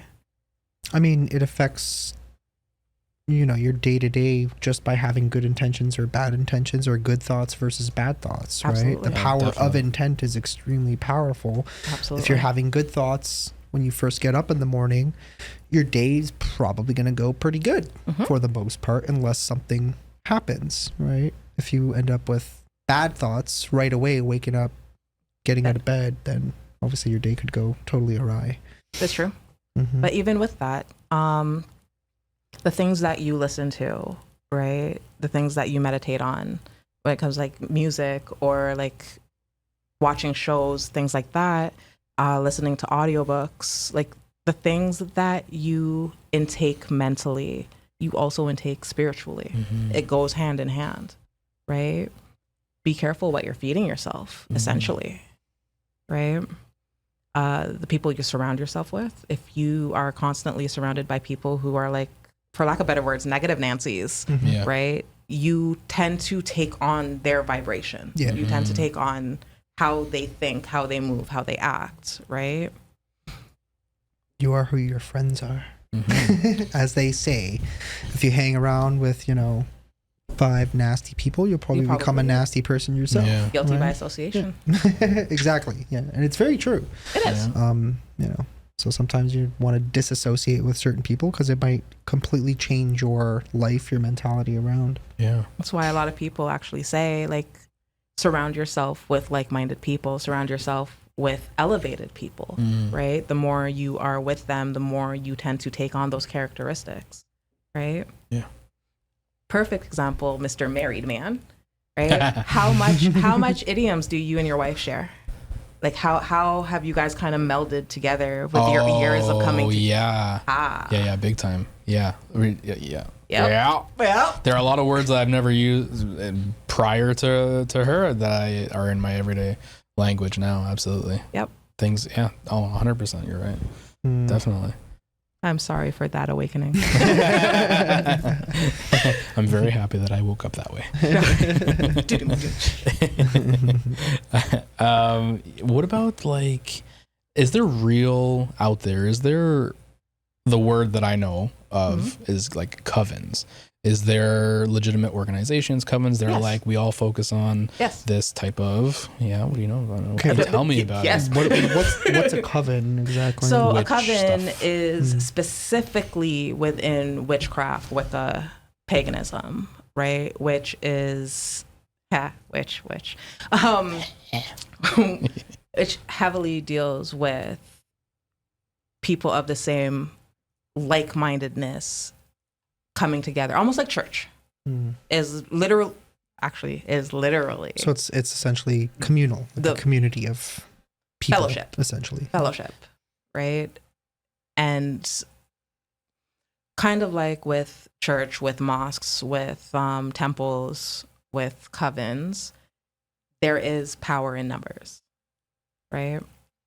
Especially if you have like a baby, whatever, coming in and not really knowing, then you have that foundation to kind of guide them. But then there's like solitary stuff. There's solitary Christians, there's solitary Muslims, right? Solitary witches and pagans, solitary spiritualists. Is that you? I don't like people. Right. You were talking a little bit ago about, you were in a situation kind of, I think you said it was a party and you had to kind of act to, something was happening, something entered. Yes. This demon enters the chat and now you have to, no, not to make a joke, but. Slid into her DMs or something like. And No, Mr. Demon Spirit, you need to Get back in your corner, boy. have you can you tell us about any kind of situations where you had to actually do something, and can you tell us what that was in terms of I don't know, safety, you know? So the most recent, I was like coming back to my parents' house now, right? And like I said, a lot of the things that I do is heavily based in prayer, right? Because I try not to. I can't say I don't ever, because again, sometimes I act in ego and like I am slightly like a 3-year-old brat where I'm just like, no, fuck it, I'm gonna throw fists, right? Ask questions later. But there was a time where something actually followed me home, like something very nasty followed me home, and immediately my first thought wasn't kind of decompress or do my normal routine. It was literally to start doing protection prayers and get whatever it was out of my house, out of my space, right? And outside of like normally yelling and being like asserting authority and being like, no, get the fuck out, blah, blah, blah, right? Heavily spiritual, right? Because whatever it was almost all encompassing. It actually wasn't nice. It wasn't pleasant. And I'm not sure where I picked it up from or where it decided to follow me from, right? But the only thing I can say that kind of gives note to how bad it was is at this point in time, it was daybreak when I got home from work, and it actually stopped me from seeing the sunrise. It just heavy. Wow. Yeah. Heavy. Scary. Yeah, that's pretty freaky. These things happen. Hence, play safely, kids. Is your openness to it and your experience with it, does that make you more of is target the right word for these things to follow you? I think so. Yeah. Going back to one of my best friends in the US, my spirit mom, right? She constantly tells me that as much as I try to take precautions, energetically or spiritually, I'm like the Mayday parade where I'm just kind of throwing energy and not really realizing I'm throwing energy, and things are attaching to that, right? Because who doesn't want free energy? Sure. Basically, right? And in my spiritual life, I am very pacifist in the sense that if I firmly believe if I don't fuck with you, don't fuck with me, right? Until it gets to a point like with what followed me home not too long ago, where I have to act and I have to move, and then it's not pretty, it's not nice, right? But it's also very draining because any burst of energetic use actually has a physical reaction, right? Things like that. Okay. Yeah, I think some people are just more susceptible to certain things as well, right? They can feel energies more. I guess if you're more of like, I guess I would describe it as like an empath, I guess. Sort of, in a way. I would kind of not use I mean, that's that. kind of part of it. So I feel like I'm very empathetic. Empathetic being like you feel other people's feelings and emotions. Yeah. I'm very, very like strong in that. When I say empath, I'm referring more to like in the paranormal sense, where you kind of like feel energies around you, or you can feel an entity or whatever it might be. Right? Same half of the coin, right? I guess so. It very much goes hand in hand, because if you are aware enough to where you're feeling other human emotions, then there is heavily a chance that you're feeling paranormal things around you. You're feeling other energies as well, because at that point, it's basically the same wavelength. Right. The key to that, though, is figuring out what is actually your feelings, your emotions versus outside sources, and learning to separate from that, feel the feelings, and then observe it move away. Right. Interesting. Okay. I feel like I'm checking off boxes every time I ask you a question.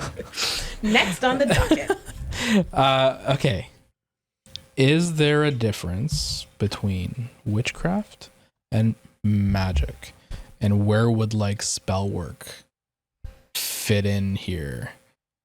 You know, One that's kind of loaded. That's kind of a loaded question. is it A little bit, maybe. a little bit, but I didn't write it. You mean on like also on like a level of a spectrum, I guess? I don't know. I copied and I pasted don't know. this question. disclaimer, not Moshi's question.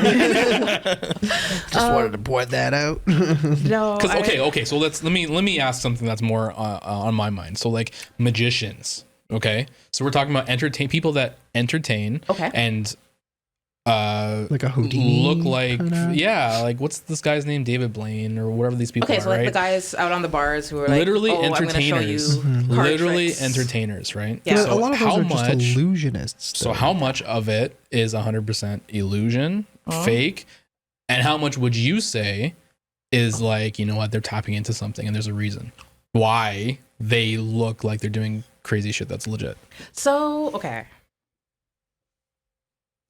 Does anyone remember Chris Angel? Yes. Yeah, so this is the name I was looking for. Okay. The guy on the he would be hooked up to a wire and he was Yes. floating in like Las Vegas or Yeah. something. Totally real. No. But there was like a good chunk of time. I'm talking like maybe between 2 and 3 years when he was like first really, really popular Right. and had a show and stuff like that, right? Where I always like kind of side-eyed him a little bit and I'm like, is he tapping into something paranormal? Like obviously there are certain things that I'm like, okay, yeah, it's not real. Like him walking on water, it's fucking glass. Like we know. We know, right? It's for entertainment. It's fun. But then there are certain things where he'd be like, okay, think of something and I'm gonna read your mind essentially. Not so cut and dry, but basically. Yeah. Right? Where I'm just kind of like, that's a real gift. Like there are people who actually can do that. Yeah. Is he using this to garner money? Like, are you using your spiritual gifts to get fame and fortune, basically? And I was so enthralled with it and enthralled with trying to figure him out on the paranormal aspect. And when I found out it was all a lie, when I tell you guys I was heartbroken, lied to at the age of like 11 years old. Yeah. Crazy. But you know who was real? Who was that? What was that other guy's name? David Blaine or whatever? Yes. What is that? What is this? He would do like a trick to somebody. So like let's say you're the person I'm doing the trick to, right? So I'd show you a trick and you'd be like, "Oh my god, that was crazy." And he would just do this face where he's just like staring at the camera, just like, oh. It was his signature. yeah, it was like what he was known for. And then there was like a bunch of people who would like make these funny ass meme videos online. Oh, yeah, There was so good. It was so But, funny. I mean, he knew exactly what he was doing. Like a lot of these people, they create something to kind of pretend like it's their personality, so But that it's way not. they're creating a character essentially, right? So which is whatever. There's nothing wrong with it. You're just doing it for entertainment. Person who cares? Right. Like I don't know, but Listen, my whole thing is do what you do. Do whatever makes you happy. No one can tell you any difference. Where I have an issue specifically is where y'all start to make us look bad. I guess so. Give me an example of that, please. I mean, I know people who are really, really good psychic mediums, and they do Oh. it. They've been on TV I wanted to ask you. shows. I've been around them. Like I've had them on my YouTube channels and Yep. whatever. And I kind of feel like it's because of a lot of what we do is very educational in a sense, where we're trying to show people that Like what the other actually- side exists Yes. and whatnot. And they kind of come in and they kind of like add this thing to it where it's, they're showing their ability, Yeah. right? Not to garner money or views or whatever it No, is. but That kind of comes genuine- along with it because it's a business at the end of the day. But it's kind of cool how they're like showing people from the educational side, like, there are people who are physically capable of going around touching doorknobs, for example, in a house, and they can tell you every single thing that happened. That's my friend. I have a Yes. friend, Latriana Brown, who I met through Mo, who they were on the same TV show, and she was in Toronto, and we went to somebody's house, and that's what she did. She literally went around the upstairs floor, touched every single doorknob without knowing a single thing about this house. And then afterwards, we asked the current owners of that house how accurate she was, and she nailed it. She knew every single thing about the people who lived there. She knew, like, you know, whether it was a positive environment, negative environment, that sort of thing. And it was cool. And it just, you know, it happened to become part of the video that we were creating on that specific evening. So, yeah, that's one side I believe of that. it. Yeah. I believe that. I mean, she nailed it, like, dead on. Like, she knew, like, down to how tall the person was that died in the house. Like, within months, the window that she used to stand and stare out of, waiting for her grandkids to come either over or things like that, right? So... Dang. Yeah. No, there's legitimate people. It's really cool that, like, you have one so close to you guys, right? Yeah. My issue, or like where I start to take pause, is the people who are not authentic, right? Who have all the views, or like people look up to, right? Or pay money to have certain readings, or like whatever it is. And they're essentially frauds, because then everyone looks at anyone with spiritual ability as a fraud. Yeah.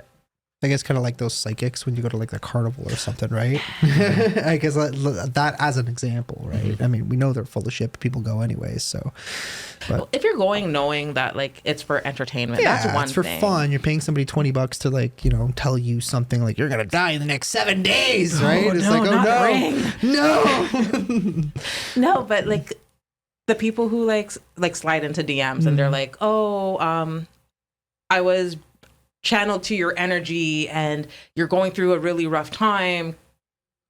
Side note, because they're stalking your Facebook and they can see you fucking pouting. Right. And they're like, I will do this and this and this and like change your fortunes. And then you pay them money to get the reading and it's a crock of fucking shit. Right. That's the things I can't stand. I mean, I can't possibly be having a bad time having cider.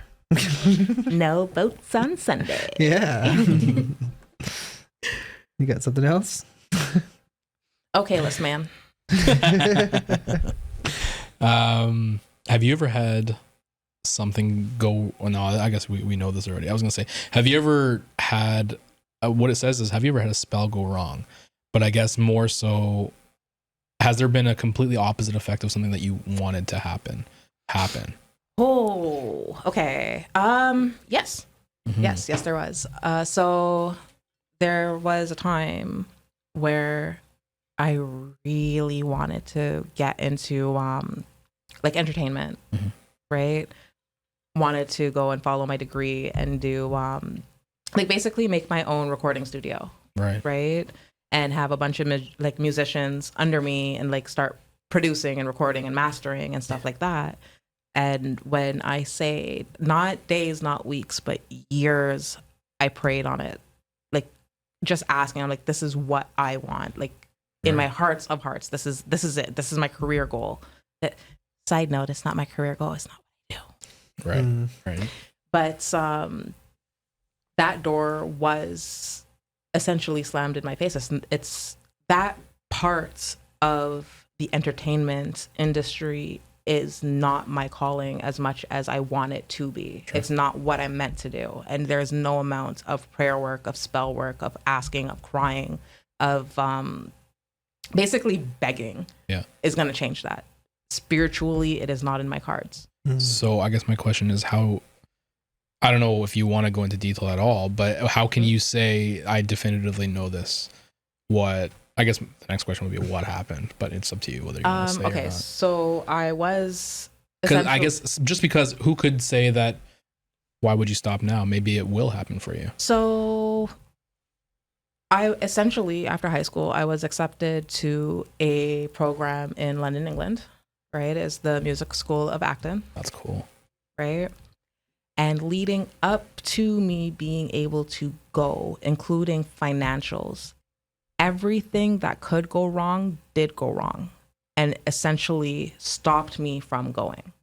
And it's not like from anything inherently that I did, or it's just circumstances that had happened, right? And anytime, even finding a school down here, like there was a point in time I was going to go to Recording Arts Canada down in downtown Toronto, And again, the same exact thing. Circumstances fell to a point where I was not able to go no matter how much I tried, right? If that is not a message. So it's like all these things aligned, and it was the sign that this you're not doing this. Right. Makes sense. Right. I guess it's like when you know something's already kind of dead and you consistently keep trying to either revive it.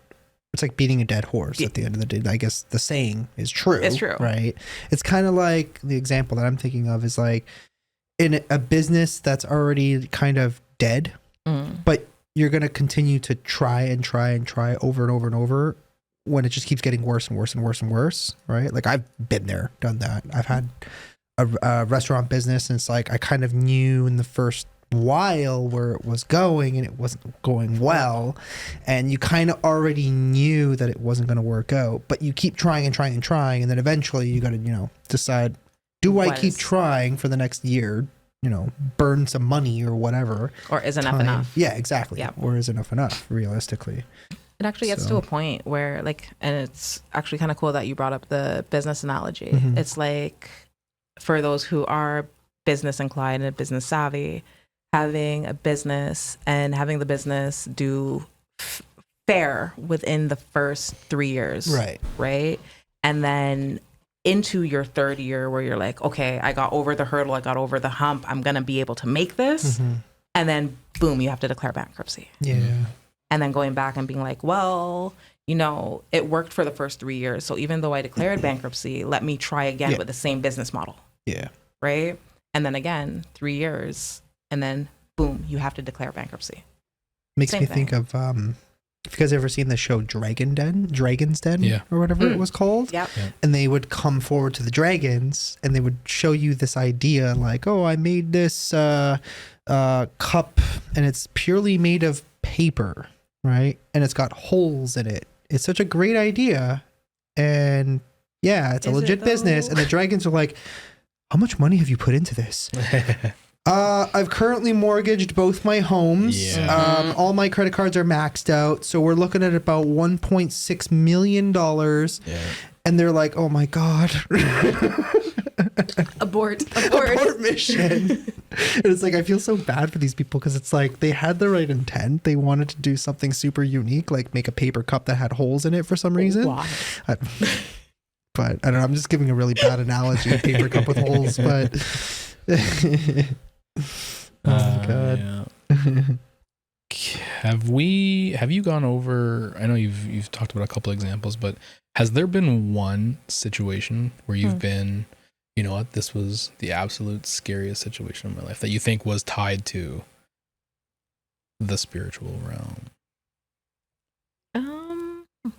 I guess the possession might count, I was just gonna say, that's really, the week I lost. Yeah, that's wild. At 20.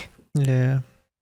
Yeah, man. And I guess just having it like explained to you after, because you have basically like a memory loss. There's no recollection. There's a blank part of your memory in that regard, right? So then somebody comes and explains to you like, hey, I think the devil was in you there for a few days. You were not okay. And I'm just like, oh, did I do anything interesting? No. You just sat there with a blank stare and you hissed at me once in a while. Well, I mean, in that case, just don't touch my blankets, okay? That might not even be possession. That's just me pissed off. Yeah, I think that's almost going to cover it. Just the last thing. I mean... Out of 30, we went over all 30 already. I never counted to know the actual number. Who knows? It started with 50. Slowly trickled down. Is there anything else you'd like people to know about like the spiritual realm and magics and witchcraft and that kind of stuff? And truly, the only thing I can actually definitively say is, again, play safe. Know what you're dealing with. Know what you're dabbling in. Stop looking up shit off of Pinterest, for the love of God. Until somebody puts something that you're not supposed to do up there, make sure you use a spiritual condom. Yes. Hazmat suit. Yeah. Hazmat suit. Right. No, but just be careful what you are taking in daily. Be careful what you're reading, what you're watching, what you're listening to. Who you're listening to is another big one. There's a lot of con artists when it comes to spirituality, right? Just be careful what you're following. Really it.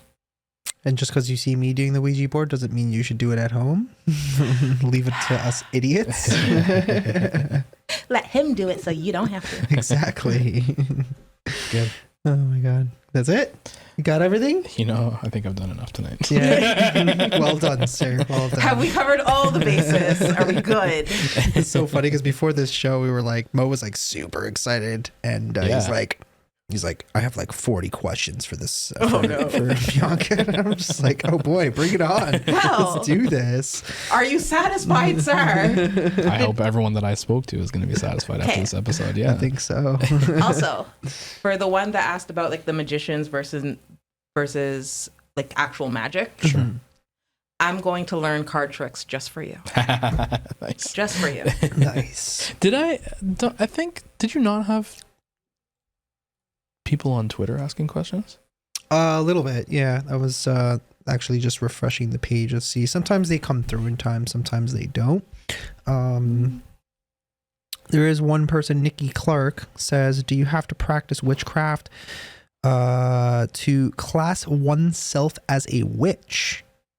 And I don't mean practice black magic. I mean spells to attract abundance and good health and growing herbs, collecting lots of flavored teas. Laughing emoji. Well, Nikki Clark, I do not classify as a witch, and I love me a good tea.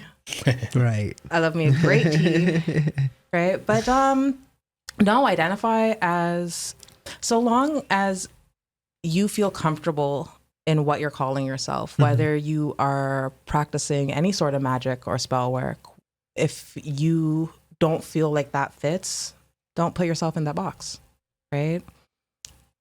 Doesn't necessarily have to go into black magic specifically, right? But if you do like morning aspirations every day and you're journaling and you want to identify as a witch just doing that's you, babe. There's actually one more that's kind of interesting. It says, I've heard from people that witches and Wiccans are the same, but the Wiccans that I knew were against that theory. What is her thought on the subject? I guess they'd all kind of classify differently because Wiccans are more like kind of pagan. It's I was gonna say paganism, like, kind of, and then there's spiritualism, who's kind of more broad. But then there's witches. Pagans who do not want to be called a Wiccan, and then like it's very specific, right? It's just kind of like in Christianity, you have, you got Roman Catholics, you got Orthodox, you got all these different things, right? And don't you dare call them the wrong one. Right. I mean, personally, I'm just like, whatever. Somebody asks me, oh, you're a Christian? It's just like, yeah, I'm a Christian, whatever. Sure. Right? Yeah. It doesn't really, I don't care. I don't have to go around explaining it unless they ask for further details, and I'll explain it, right? But there's so many different like variations or classifications, right? Same thing. It's 2023. I can call myself a toaster if I want. In this particular case, I call myself an 8-piece toaster. 8-piece? What? Or like an 8-slice toaster? Yeah, 8 slots. Yeah, okay. Like I'm an 8-slot toaster. Right? You're just ready to accept all of the bread into your life. Exactly. You've been on keto for quite a few months. I can understand the feelings. Exactly. So, how's the egg bread? The egg bread? Yeah. Have you been making bread out of egg? No. So we were doing keto. We did keto for a few months, my wife and I. Yeah. And one of my favorite things that she made that she didn't like but I loved was chicken crust pizza, where the crust was chicken and whatever egg and whatever the hell. I didn't get that far, but the I love me a good cauliflower bread. I will tell you. Yeah. Right. I tried making the egg bread. It's too eggy. I can't do it. Too hard to pull off. Yeah, I don't do bread. Like if I go to A&W specifically because they do lettuce wrap burgers. Nice. So it's like, it's healthy. It's, purely animal and a piece of lettuce. Like you can't go wrong. But yeah, it's it's enough of our food talk before we all get hungry. Too late. Too late. I'm thinking of avocados right now. Oh, damn. Avocado toast. We're flying to California tonight. Avocado egg toast. Oh, That's what yeah. we need. That's what we need. But yeah, thanks for coming by and answering everybody's 45,000 questions on tonight's show. Absolutely. Thank you very much. It was a lot of fun. Yeah. And we were all also thinking, if your dad's up to it, that if he wants to come on the show, he's more than welcome. Oh, Dad, when you watch this, here's your invitation. There you go. So, yeah, you're more than welcome, sir. Yep. We would definitely love to have you and Definitely. pick your brain on, everything, just obviously so people can get a better understanding of this stuff. And yeah, that's pretty much it. Go ahead. No, there's you're right with that. Yeah. Right. Because There's so many misconceptions. There's so much. Oh my God. Yeah. The problem is there's so much information that people kind of hear about certain things, and it's kind of like they don't really have the time to go home and do all this research. So they just hear one thing from, Mary, who hears it from Joe, who hears it from Kristen, who hears it from Anna's dog or something, right? And they just run with it. Yeah, exactly. Yeah. So, I mean, that's why it's kind of good to pick people's brains about stuff like this, right? But yeah, again, thanks for coming out. Appreciate it. It's been a long time since we all kind of spoke and got together. Yes, good fun. And yeah, that is pretty much it for tonight's show. We will have this one up on other places as well, which are, Moshi? Apart from YouTube, we're talking about Spotify, Apple Podcasts, and Rumble as well. Remember, on Spotify and Apple Podcasts, you can rate us out of 5 stars. So give us a 5-star rating if you liked what we talked about today. Damn straight. Okay, so 5, all 5. It was the 5 stars. Yeah, all right, guys, that is pretty much it. If you're new here, don't forget to subscribe, smash that like button, and turn those notifications on so that way you know when we post another episode here on the Brave Podcast. Again, my name is Angelo with my co-host Moshi, and that is pretty much it for tonight. We'll see you on the next episode. Night.